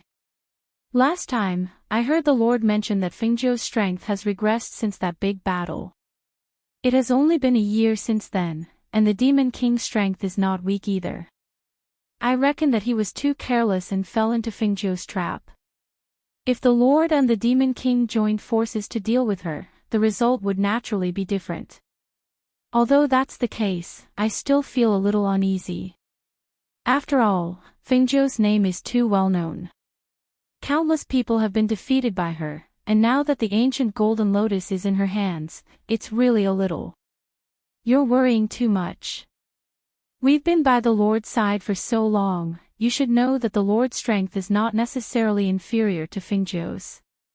Furthermore, we've already reported this matter back and are only waiting for the Lord's orders. Now, we just have to wait. As the two spoke, they walked to the shelf inside. When they saw that the long box that should have been placed on this shelf was not there, they couldn't help but look at each other. Did the manager say that the tiger bone tendons were placed in a long black box on this shelf? The elder who knew medicine asked as he looked at the elder beside him. The old man at the side stroked his beard and nodded. Yes, we were talking about this place just now. We've been to this warehouse before, so when he wanted to bring us here, I indicated that he didn't need to follow us. After all, this place is so big, how can we not find it? But now, where is it? Could it be that he remembered the wrong place? The old man who knew medicine looked around and walked around, but he didn't see any boxes that could contain tiger bones and tendons. The old man at the side glanced at him before calling out in a deep voice, "Head steward." When the head steward, who had been waiting outside, heard his name being called, he hurriedly bent his waist and lowered his head as he quickly walked over to the two of them. Just as he was about to salute them, he heard an inquiring voice. "What about the tiger bones and tendons? Didn't he say to put it here? Why don't I see him?" the old man asked. Hearing this, the head steward was startled. He raised his head and said, "The tiger bones and tendons are placed here." As soon as he said this, he saw that there was nothing on the shelf. He couldn't help but be stunned. How did it disappear? It was clearly here. I even came in yesterday to check, the item was clearly placed here. But it's very obvious that this item isn't here. Chapter 39:54. That's impossible. All the valuable items in our auction house are stored here. The manager wiped off his cold sweat as he spoke. He looked around anxiously, but he didn't find anything. Then did someone sneak in? As the old man spoke, his gaze instantly turned sharp. That's even more impossible. Aside from being guarded both inside and outside, this storeroom is also filled with traps. It's impossible for someone to open the traps and enter. The manager's face turned paler as he spoke. This item wasn't lost, nor was it stolen. It could only be considered as him losing it. If it was any other time, it wouldn't be a big deal. However, right now, he needed to use the tiger bone tendon to treat that elder. If he lost the main medicinal ingredient, he wouldn't be able to bear the blame if his superiors were to blame him. Looking at the storeroom that stretched as far as the eye could see, the old man frowned and said, "Hurry up and look for it. If you can't find it, go to other places to see if there are any more. Send it over as soon as possible, so as not to delay the treatment." "Yes." The head steward hurriedly responded. Seeing the two of them walk out, he turned around to look, and finally left with them. After they left, Fengzhou quietly appeared in the space. Thinking about their conversation just now, her eyes flashed. She didn't expect that someone on this mainland had already heard about their news and was preparing to make a move on her. Did they want to snatch the ancient golden lotus? Or did they want to use her to become famous in all the lands? Her strength had plummeted. Just because her strength had plummeted, did that mean she could be trampled on by others? If there really was someone who didn't know the difference between life and death, she didn't mind moving her hands and feet and letting them know her methods. A cold look flashed across her cold eyes. She didn't intend to take away all the treasures in this storeroom, but now, the corners of her beautiful lips curled up slightly, revealing a wicked smile.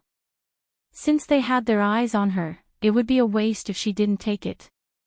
She would first collect all the treasures in this storeroom. With a thought, she waved her sleeve and all the treasures inside were taken into her space. She quietly exited the warehouse, but did not leave the auction house immediately. Instead, she concealed her aura and walked in the night. She came to a dark place and saw the two old men from before sitting and talking in the front hall. Not far away, a maidservant carrying a cup of tea was walking towards her. The corners of her lips curled up slightly. Her figure quietly moved forward, and while no one was paying attention, she took the tea from the maidservant's hands. At the same time, she covered the maidservant's mouth with one hand and dragged her to a dark place. Not long after, Fengzhou, who had changed into the servant girl's clothes, came out with a cup of tea. She combed her hair with one hand and touched her face with the corner of her mouth raised. Only then did she walk forward with small steps. In the hall, one of the old men said, "We've just received news that His Majesty will arrive in the second half of the night. He wants us to prepare first. When he arrives, we'll make our moves so that they won't be able to escape this town." Fengzhou, who was wearing the servant girl's clothes, lowered her head and poured tea for one of them. Then she carried a tray to the other person's side and placed another cup of tea on the table. Just as she was about to leave with the tray, the old man who had taken a sip of tea looked at the tea and then looked at the maidservant. "Did you make this tea?" "Yes."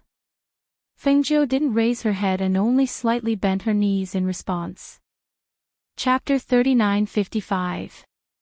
"No, I just feel that the taste of this tea is very special. It is very light and carries the fragrance of bamboo leaves." The old man said, then looked at the servant girl and asked, "What kind of tea is this?" "This is green bamboo spiritual tea. It is brewed from the new tea before the rain and bamboo leaves, so it has the fragrance of bamboo leaves." Fengzhou said in a low voice, with a trace of timidity in her voice, but in her heart, she was chuckling. When she knocked the servant girl unconscious and dragged her to a corner, she picked 2 tender bamboo leaves and put them in the tea to cover up the colorless and odorless medicine. She did not expect the old man to say that the tea had a special taste. Well, she added the ingredients to the tea and personally served it to the two of them. How could it not taste good? "Go pack some of these tea leaves and take them with me," the old man said, indicating for her to leave. "Yes," Fengzhou replied, slightly bending her knees before leaving. When she turned to leave, the corners of her lips curled up and she thought to herself, "I'm afraid that after drinking it once, you won't want to drink it a second time." She went to the backyard and when she reached a place where there was no one, she threw the tea tray to the side. She reached out and lifted the servant girl's robe, revealing the red dress she was wearing underneath. She turned back to look and a smile appeared on her face. In the next moment, the tip of her foot lightly tapped the ground and she flew into the air. About the time it took for a stick of incense to burn after she left, the head steward rushed into the front hall with a pale face. "Elders, I heard from the guards that a servant girl came to serve tea. Did the two of you drink it?" His anxious voice was filled with worry and his eyes anxiously looked at the 2 people in the hall, as well as the cups of tea that were already empty. Looking at the cups of tea and then at the 2 elders, he felt his heart sink. When the 2 of them heard his words, they could not help but look at each other. One of them said, "Just now, a servant girl came to serve tea. What about it?" The head steward opened his mouth, but did not say a word for a long time. "Is there a problem with that servant girl? Speak." Another old man shouted with a deep frown. Just now, the guards discovered an unconscious maidservant in the corner of the fake mountain. As the chief steward spoke, the 2 men's expressions suddenly changed. "This tea." One of the old men looked at the old man who knew medicine and asked. However, his throat seemed to be choked with something. He could only say 2 words and couldn't ask anything else. When the servant girl came in, she only served them 2 cups of tea. If there was a problem, the problem would lie in the tea. The tea that I drank just now did not have the smell of any medicine. The only thing it had was the fragrance of the bamboo leaves. The old man who knew medicine said. However, even though he said that, his face turned even paler. It was precisely because of this that he realized that something was wrong. Almost immediately, he reached out to check his own pulse. After checking his pulse, he slumped into the chair, as if all the strength in his body had been sucked out. "How is it?" the old man asked anxiously and stood up abruptly. However, when he stood up abruptly, he felt his vision blur. His limbs felt weak and he fell back down. Chapter 39:56. As he watched his cultivation slowly dissipate, no matter how calm the elder was, his face was now filled with shock and fear. His face was deathly pale and his lips trembled. He wanted to speak but could not because he was in disbelief. Hiss. When the chief manager saw this scene, he sucked in a breath of cold air and fell to the ground. This was the complete dissipation of his cultivation. At this moment, wisps of smoke also rose from the top of the other elder's head. He no longer struggled and only muttered with an ashen face, "So that's how it is. So that's how it is." In less than half an incense stick's worth of time, the two elders' cultivation had completely dissipated. As their cultivation dissipated, their appearance also underwent a great change. Their entire being instantly aged like a person who had one foot in the coffin and was about to die. "Investigate. Investigate for me." One of the elders spoke. His hoarse voice was no longer full of vigor. Instead, it was filled with a sense of weakness and powerlessness. The moment he opened his mouth, his loose teeth fell out of his mouth and fell to the ground. The head steward hurriedly scrambled out of the room. Just as he stood up outside, his legs gave way and he fell to the ground again. It was as if he could already see his own end. It would definitely be more terrifying than what they were experiencing now. This is bad, head steward." A middle-aged steward hurriedly ran in with a pale face. When he saw the head steward sitting on the ground, he hurriedly stepped forward to help him up. He hurriedly said, "Head steward, this is bad. This is bad. What's wrong now?" The head steward used his strength to stand up and asked weakly. "Haven't enough things happened today?" The two elders' cultivation had completely dissipated and they did not even know who had done it. Right now, what could be more serious than this? "Head steward, the tiger bones and tendons have disappeared. I wanted to go to the storeroom to search, but who would have thought that when I went in, everything in the storeroom had disappeared?" the steward said anxiously, his face full of fear. The items in the storeroom were priceless. Not to mention losing everything. Even if one item was lost, they would not be able to bear the consequences. However, who would have thought that the treasures in the storeroom had all been taken away by someone? What? The head steward, who had just stood up, felt his vision darken and he almost fainted from the impact.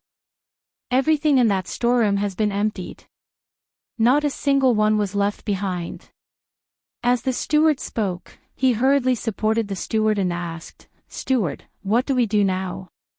The head steward was stunned for a long time. He grabbed the steward beside him tightly and muttered, "Help me back to rest. We'll talk when the Lord comes up. We'll talk when the Lord comes up." He didn't know what to do.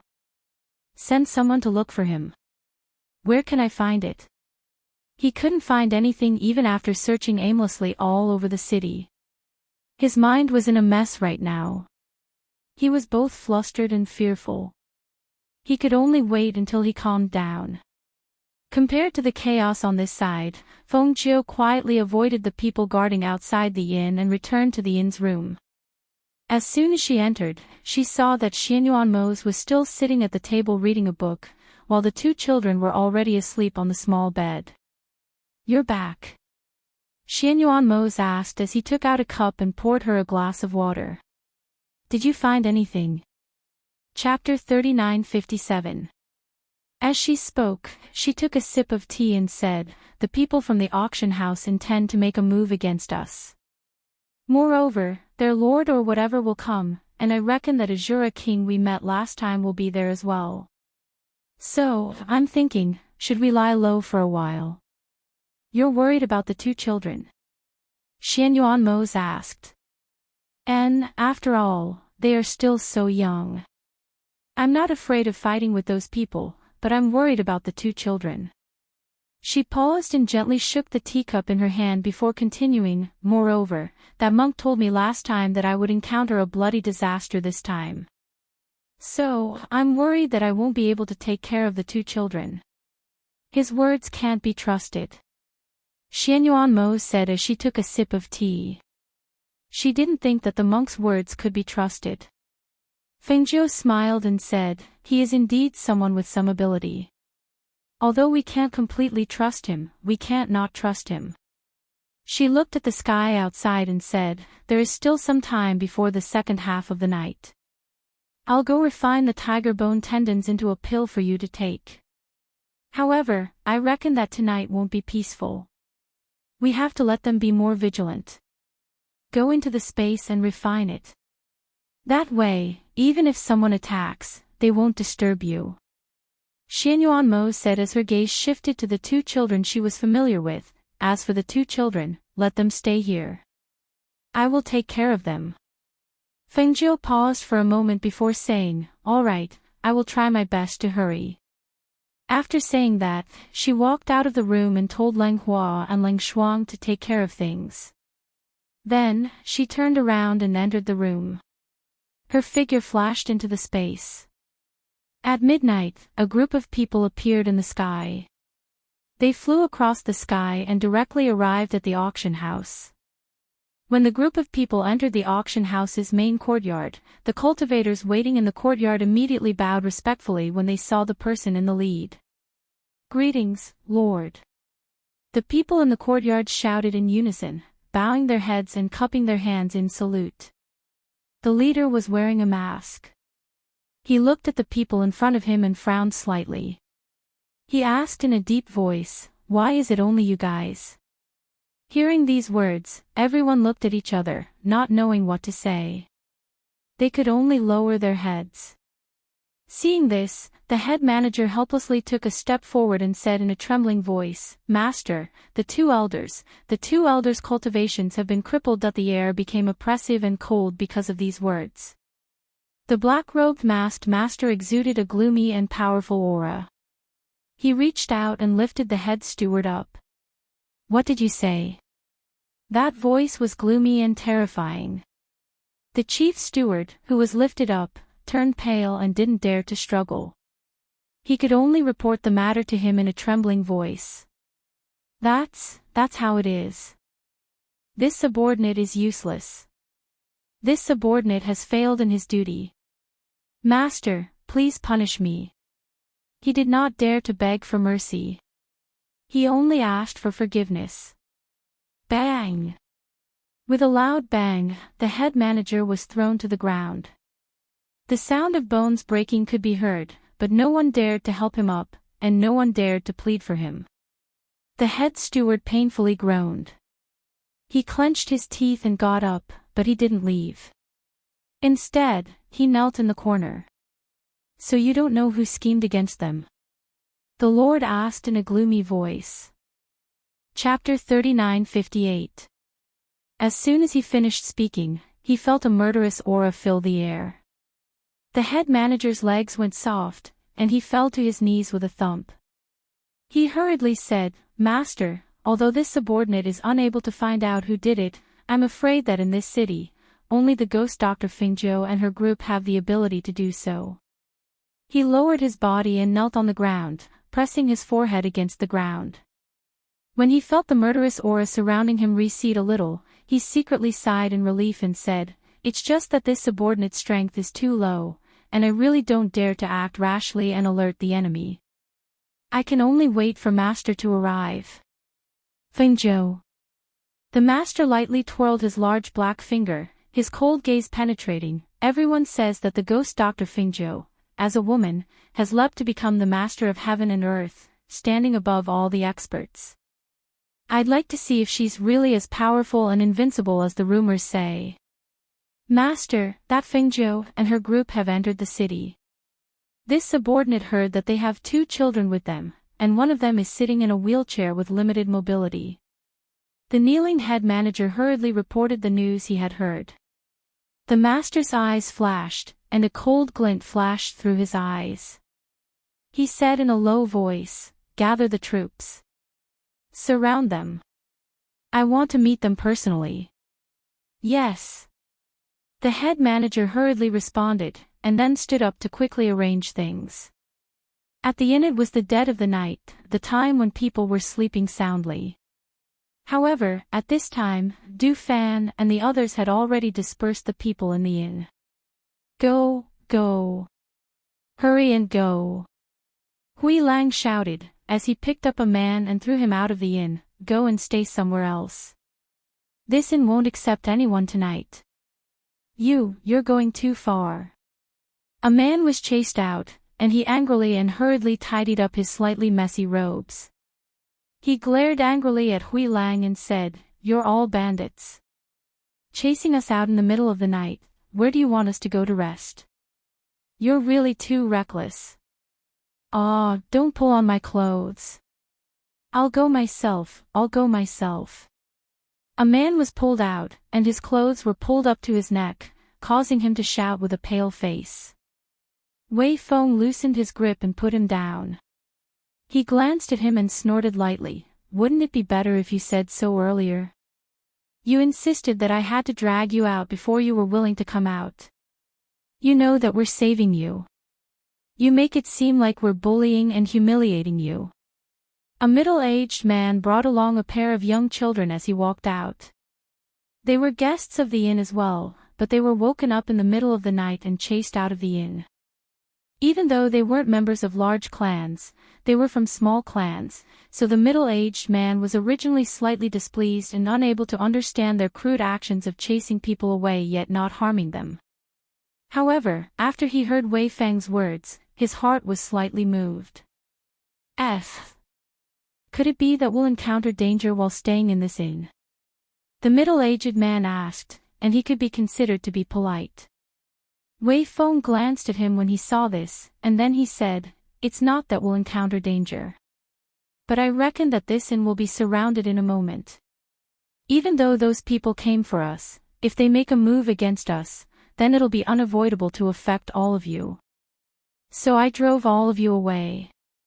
The middle-aged man's expression went grim when he heard this, and he hurriedly cupped his hands and bowed. "Thank you, young master, for informing us. We'll be leaving first." Chapter 39:59. The middle-aged man, who was leaving with his son and daughter, couldn't help but tense up when he saw this scene. He hurriedly protected his son and daughter and retreated far away, his eyes looking at the inn worriedly. In this day and age, who would care about the life and death of others like them? He was originally annoyed that he had been woken up in the middle of the night, but when the other party told him the reason, he couldn't help but be convinced. Looking at the situation, the enemies of the youths in the inn should be these people, right? Looking at the cultivators surrounding the inn, each of them had a reserved cultivation base. With a single glance, one could tell that they were experts. He couldn't help but worry for those youngsters. "Father, there are so few of them. Will they be killed by these people?" The young girl tightly hugged her father's arm and hid half of her body behind her father. She looked at the scene with fear. Killing intent filled the air. Even though they had retreated to a corner, they could still clearly feel the cold and oppressive aura. The middle-aged man sighed. That shouldn't be the case. They seem to be quite strong. Although he didn't know the strength of the people in the inn, he saw that none of the men were panicked. Furthermore, they clearly knew that their enemies would come. Perhaps they had a card up their sleeves. In the middle of the night, aside from those who had been chased out of the inn, there was no one else on the street. Those who were still complaining and unwilling to leave, when they saw the cultivators surrounding the inn, their expressions changed and they immediately retreated without caring about anything else. Because the target of these people was Fengjiu and the others in the inn, they only coldly glanced at them. When they saw them retreat, they didn't make things difficult for them. The group of cultivators flying in the sky were 8 cultivators carrying a palanquin. The group of cultivators stopped in front of the inn. The curtain of the palanquin was lifted, revealing a masked man sitting inside. "We greet the Lord." Everyone respectfully knelt down. When the middle-aged man who had retreated far away with his children saw the badges on the arms of the 8 people who were carrying the palanquin, as well as the mark on the palanquin, his face instantly turned ghastly pale. His body trembled, and he quickly covered the mouths of his children and led them away. The man sitting in the palanquin looked at the brightly lit inn in front of him while twirling the fingers on his thumb. He glanced around and asked, "The Azura King's men haven't arrived yet?" A cultivator respectfully said, replying to the Lord, "They still haven't arrived." "Chi, cowards. It seems that after suffering once, you're afraid of them." The man in the palanquin sneered. Contempt and disdain flashed across his eyes. He stared at the inn in front of him as a word filled with icy killing intent came out from his mouth. It was clearly transmitted into everyone's ears and reverberated in the air. "Attack!" "Yes." The cultivators received the order and responded in a deep voice. They stood up and drew their swords from their waists. Spiritual energy surged from their bodies. In the next moment, the surrounding people attacked the inn from all directions. Chapter 3960. However, when the sword Chi slashed towards the inn, it seemed to have hit some kind of defensive barrier and was bounced back. The cultivators who rushed into the inn were also kicked out when they rushed into the inn. Bang, bang, bang. Ah! The sound of heavy kicks hitting the cultivators' bodies rang out. The force of the kicks was so heavy that their sternum was broken and their internal organs were damaged. Some of them couldn't help but cry out in pain. They lost their balance and flew out, landing heavily on the ground outside the inn and in front of the sedan. Pooh! Fresh blood spurted out of the cultivators' mouths and splattered all over the ground. The cultivators raised their hands to wipe the blood from the corners of their mouths and tried to stand up. However, they found that they had no strength and fell back down. They were both shocked and anxious. They were shocked because they fell in front of the sedan and were afraid that their master would punish them for their incompetence. The more anxious they were, the more blood flowed out of their mouths. In the sedan, the masked man looked at the cultivators who had fallen in front of him with a gloomy gaze. He swept a glance at the cultivators on the ground and raised his hand. The people on the left and right of the sedan stepped forward and brought the cultivators to the side. At this moment, the inn's door creaked open. Du Fan walked out with a smile, gently fanning himself with a fan in his hand. Beside him were Qi Kong and Hui Lang. The rest of the people stood guard in other parts of the inn to prevent those people from attacking the inn from other places. "What are you doing here so late at night instead of sleeping?" Du Fan asked with a smile. His face was filled with a kind of amiable smile, but his eyes were cold. The masked man in the sedan looked at them. His eyes flashed and he sneered, "I'm relieved to see you here." These people were here, which meant that the ghost Dr. Fengjiu was here as well. Qi Kong had been discreetly sizing up the person in the palanquin ever since he came out. However, he realized that even with his cultivation, he could not see through the other party's strength. Therefore, he lowered his voice and said to Du Fan and Hui Lang, "This person is very strong. We should be careful." Upon hearing Qi Kang's words, Hui Lang looked at the person in the palanquin in surprise. He couldn't see his face because he was wearing a mask, but his aura was indeed very strong. Hence, he said, "No matter how strong he is, can he be stronger than Master and Madam?" In his opinion, Master and Madam were already rare experts in the world. No matter how strong he was, he would not be able to stand shoulder to shoulder with them. It's better to be safe than sorry. As Chi Kong spoke, he moved his hand and a long sword appeared in his hand with a swoosh. He pointed it diagonally to the ground. The long sword was suffused with a sharp cold light, reflecting a cold light in the night. Go meet them. The man in the palanquin did not take action. Instead, he signaled for the cultivator beside the palanquin to go out and fight. Yes. The three cultivators stood out at the same time. Their figures dashed out in an instant.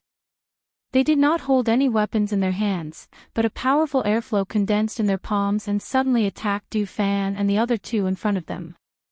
Swoosh!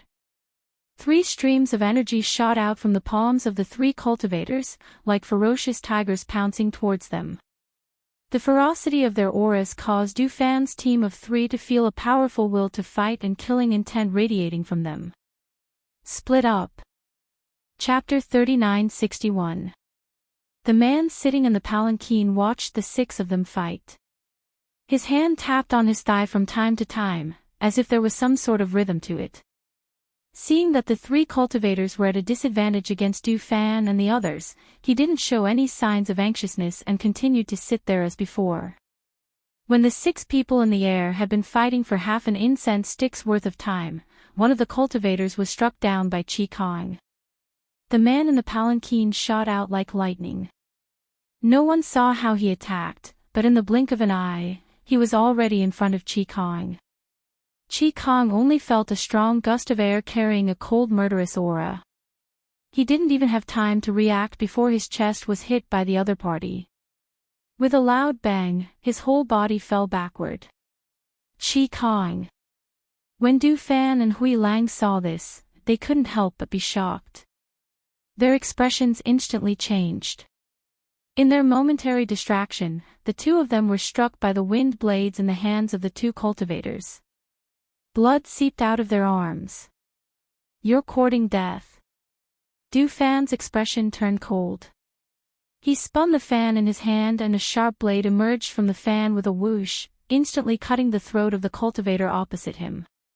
Ah! With a short scream, the cultivator's body convulsed and he fell straight to the ground. With a bang, he fell to the ground. Blood flowed out of his mouth, and the blood from his throat also seeped onto the ground. After a while, he breathed his last. After being attacked, Grey Wolf's instinctive reaction was to counterattack. However, the opponent dodged very quickly, allowing him to avoid a fatal blow, but one of his arms was chopped off by him. Hiss! The cultivator sucked in a breath of cold air and roared.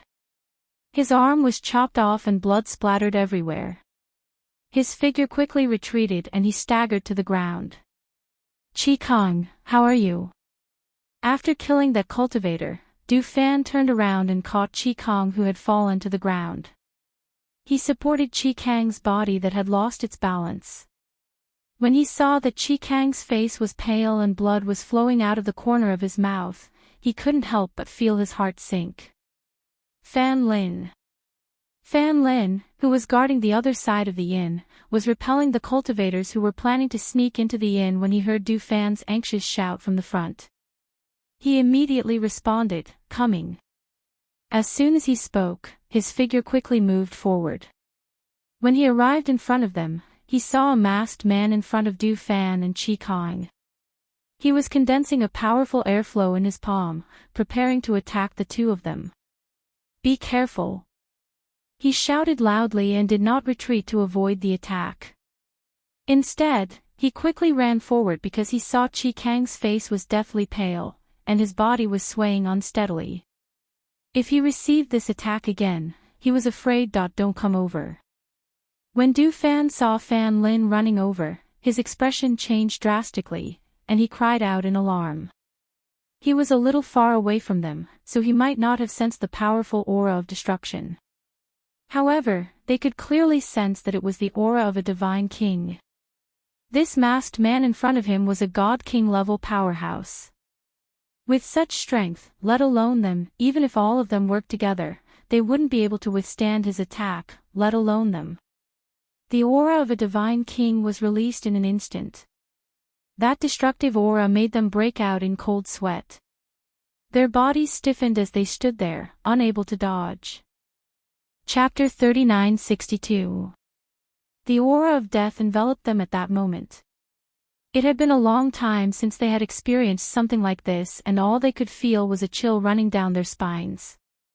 This was the aura of a divine king. This was the terror of a divine king. Even if there was only a difference of one level, a divine king could easily kill them. However, wasn't it said that there were no powerful cultivators in this area and that there was no ruler of the heavens and earth? How could there be a god-king level expert here? Furthermore, they had never heard of such a person before. However, just as they watched the powerful aura of a divine king engulf them and watched as the destructive aura of the attack swept towards them, a black figure suddenly appeared behind them and blocked their path. Before they could react, he had already pushed them aside and pushed them back to the door of the inn. Rumble. The two powerful airflows suddenly collided with each other, erupting with a terrifying pressure. In the air, the energy flow surged, as if a large stone had been thrown into a calm lake. Ripples spread out on the water surface. The moment the aura rippled out, the sand on the ground was swept up and everything in the surroundings was swept away. The cultivators who were guarding the palanquins had no choice but to lower their bodies and press down on the palanquins to block the powerful aura. When the aura gradually dissipated, they raised their heads to look and saw that a handsome man dressed in black robes was standing in front of their master. His ink-black hair was tied up high and his cold face was handsome with the charm of a resolute and mature man. His brows were slightly furrowed as he looked in front of him with a trace of displeasure. His deep eyes were like a bottomless abyss, mysterious and unfathomable. Under his tall nose, his sexy thin lips were slightly pursed. He had one hand behind his back and the other in front of his abdomen. His low-key yet luxurious black robes accentuated his slender physique. Even if he did not open his mouth, the intimidating aura of a sovereign overlooking the world was fully displayed, causing people to lower their heads in front of him, not daring to look him in the eye. Its master. Hui Lang was pleasantly surprised to see his master who had suddenly appeared. His face broke into a wide smile and his initial worries disappeared without a trace when he saw his master. "It's the Yamo Lord who saved us." Du Fan exhaled softly. Although he was shocked, he also secretly heaved a sigh of relief. Under such circumstances, he thought that they would definitely die. He did not expect the Yamo Lord to save them. Furthermore, during this period of time, he had always known that his master had been treating the Yamo Lord's legs. He also knew that the Yamo Lord's legs were already able to stand up and walk. But this was the first time he did not appear in his wheelchair. Instead, he stood before them and blocked the danger and murderous intent. Cough. Chi Kong coughed, and blood flowed out of his mouth again. Fan Lin, who was beside him, saw this and quickly came to his senses. He went forward to support him. "Quick! Let's go in." As he spoke, he helped her into the room, ignoring the battle outside. "Grey Wolf, you go inside. I'll stand guard here," Du Fan said, letting Grey Wolf go inside to guard.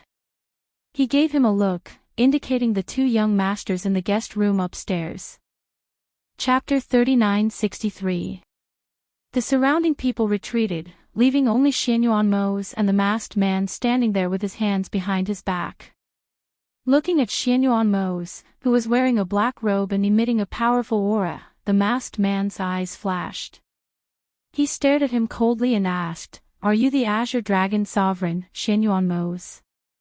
Although it was a question, his tone was very certain. It was obvious that there was no one else who could have such a powerful aura other than Xianyuan Mose.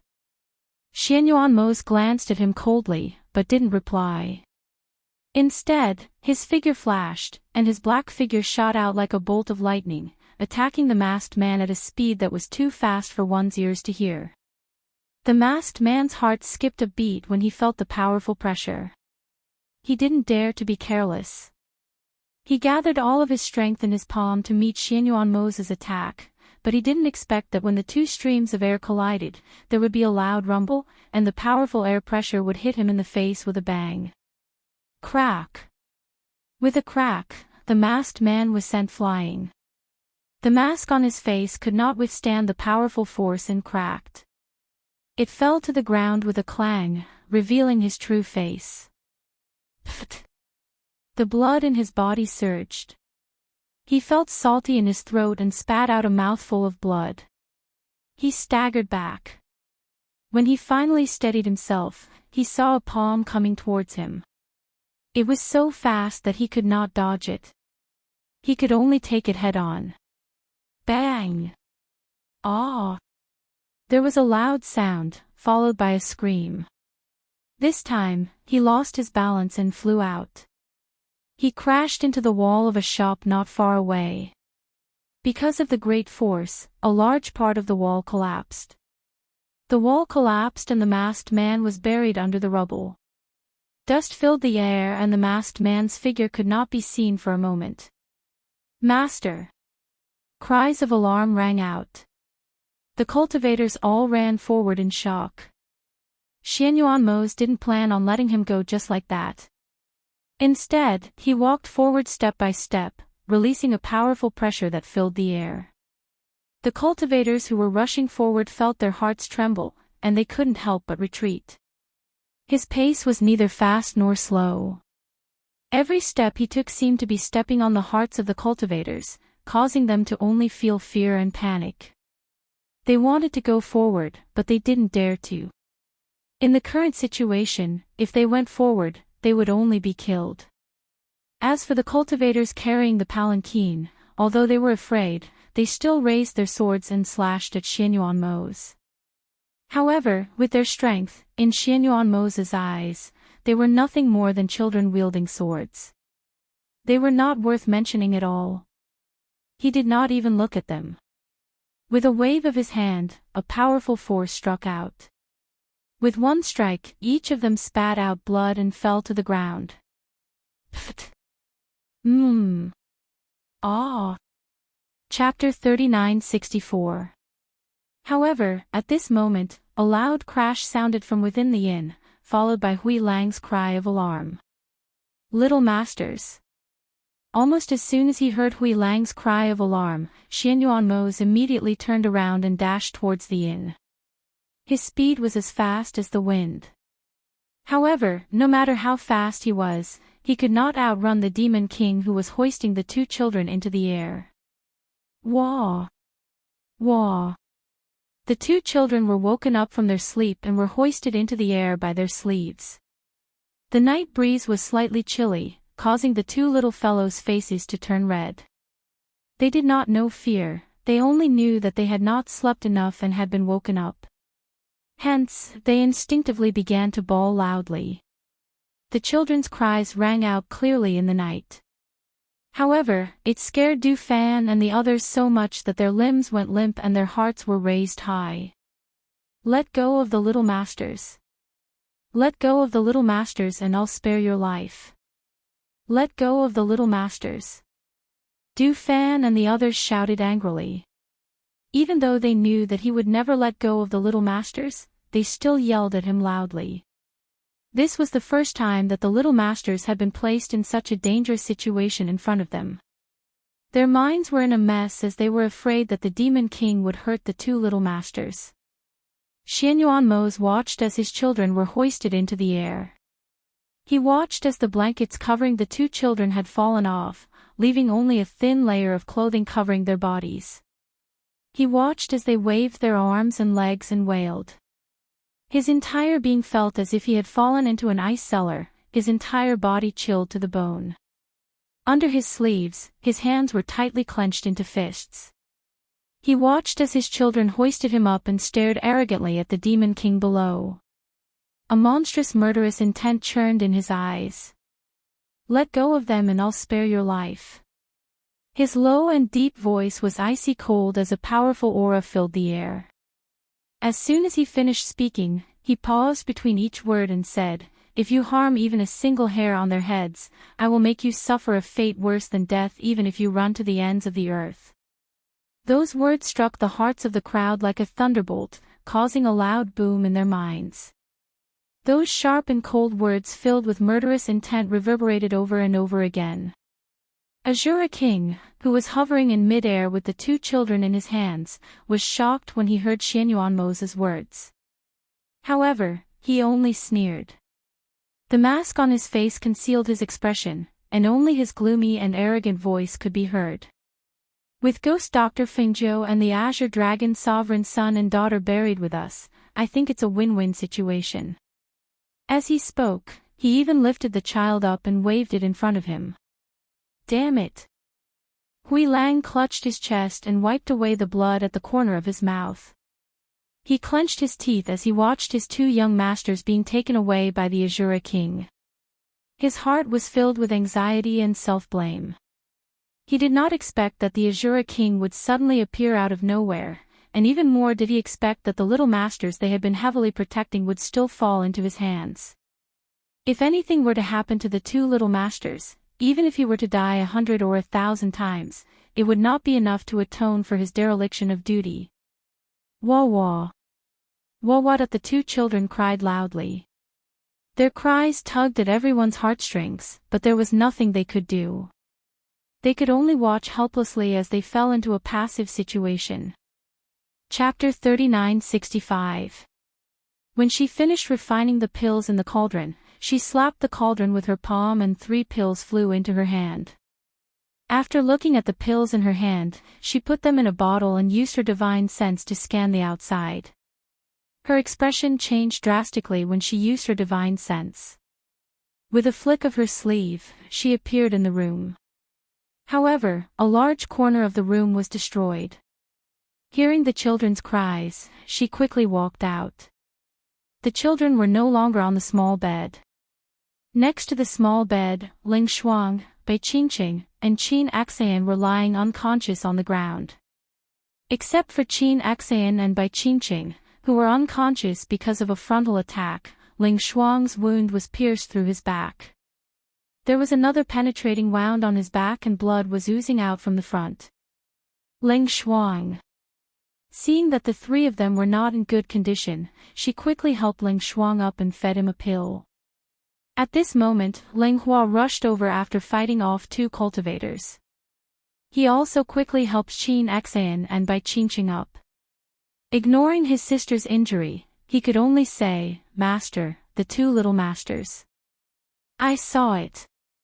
As Fengzhou spoke, he looked coldly at the figure in the air. He was holding her 2 children in one hand. In the night wind, the 2 little fellows' faces were red from the cold. Their cries gradually became hoarse. Her heart clenched tightly. "Take good care of them." As Fengzhou spoke, he handed the 3 children to Lang Hua. He stood up, walked to the gap, and rose into the air. Her red dress fluttered and her black hair fluttered in the wind. Her beautiful face was as cold as ice, but it was fatally attractive. She looked at the Demon King and spoke in a cold voice. "It's just 2 children. What can you do with them?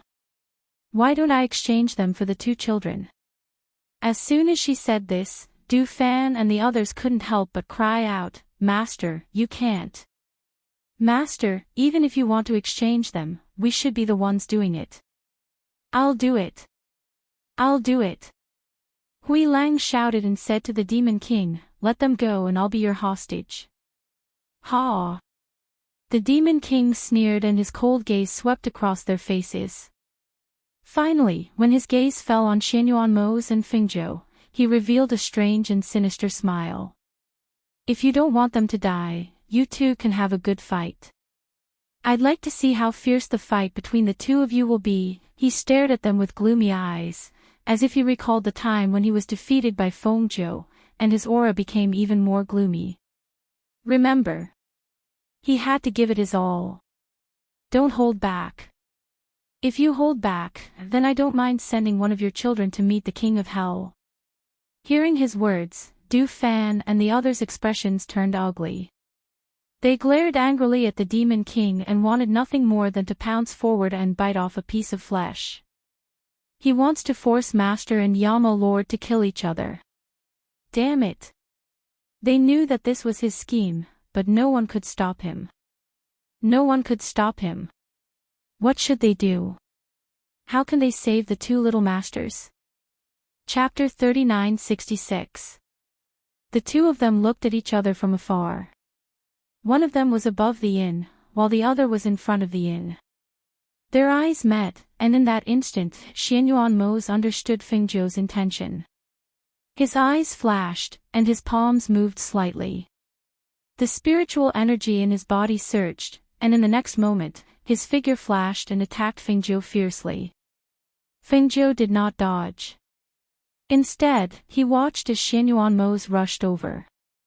There was no panic in his eyes, only calmness and steadiness. When Xianyuan reached the top of the inn, he moved his hand, and a green sword appeared in his palm.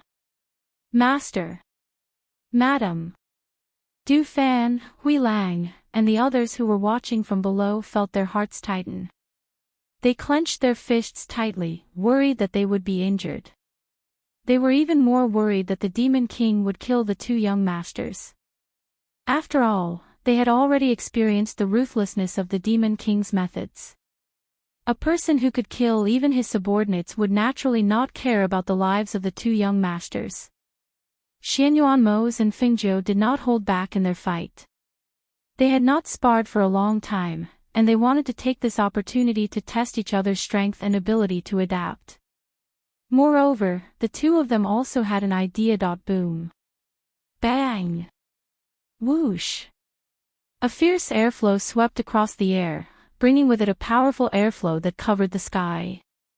The two of them did not hold back. Instead, the fight became more and more intense. Due to the intensity of the fight and the fierce airflow, their robes were torn apart by the airflow, and a trace of blood seeped out. However, neither of them paid attention to it, and neither of them paid attention to it.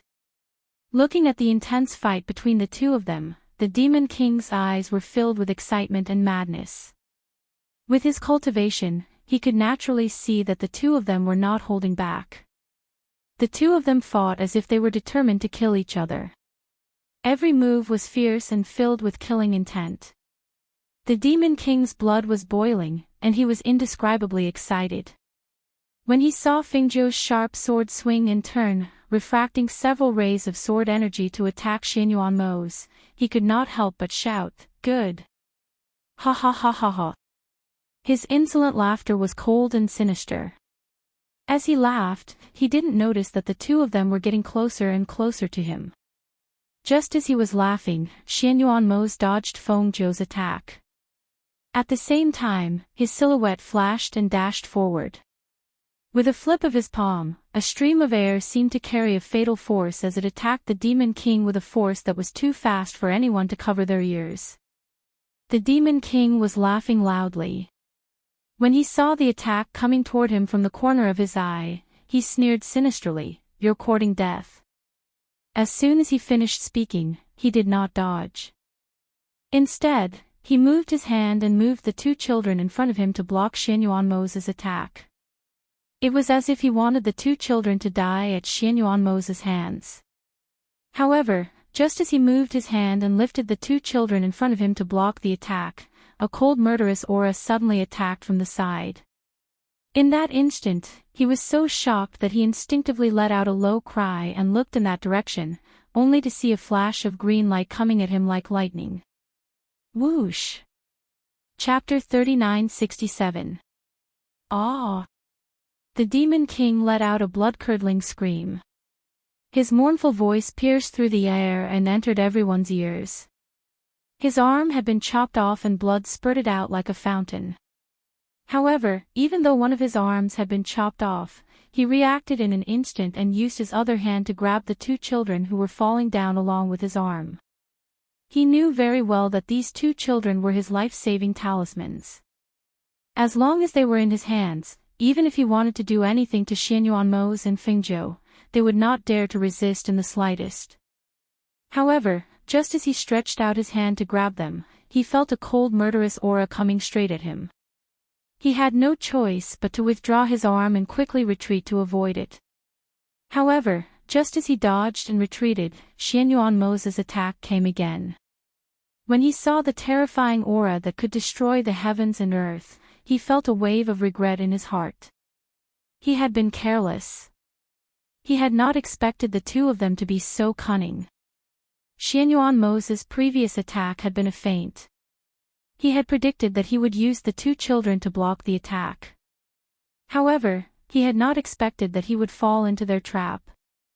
Not only had he lost an arm, but he had also lost the life-saving talisman in his hand. How abominable! A heaven-destroying, earth-shattering pressure surged out along with a terrifying airflow, instantly enveloping the rapidly retreating Azura king. Shrill screams rang out from the airflow, reaching the clouds, shocking everyone in the town.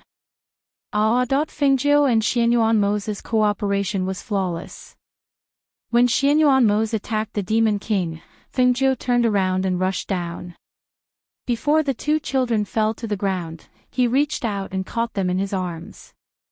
When she felt the two children fall into her arms, she let out a sigh of relief.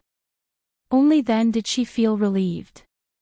Because she had to refine pills in the space and Xianyuanmo was guarding the two children, she thought that everything would be fine. She did not expect that her carelessness would cause the two children to fall into such a dangerous situation. If something had happened to them, she really did not know what to do. She fell from the air with the two children in her arms. Her hands were still trembling slightly.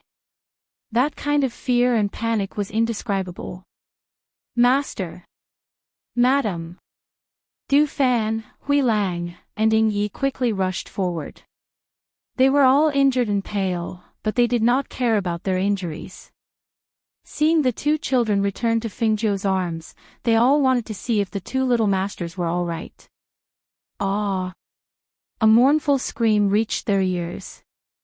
Fengjiu looked up and saw that the Demon King's robes were torn apart in the powerful airflow. His whole body was like a whirlwind of blades, and pieces of his flesh were cut and minced by the powerful airflow. Blood and flesh flew all over the sky. The people below could not help but feel a chill in their hearts when they saw this scene. They only felt a cold aura of death rising from the soles of their feet to their hearts.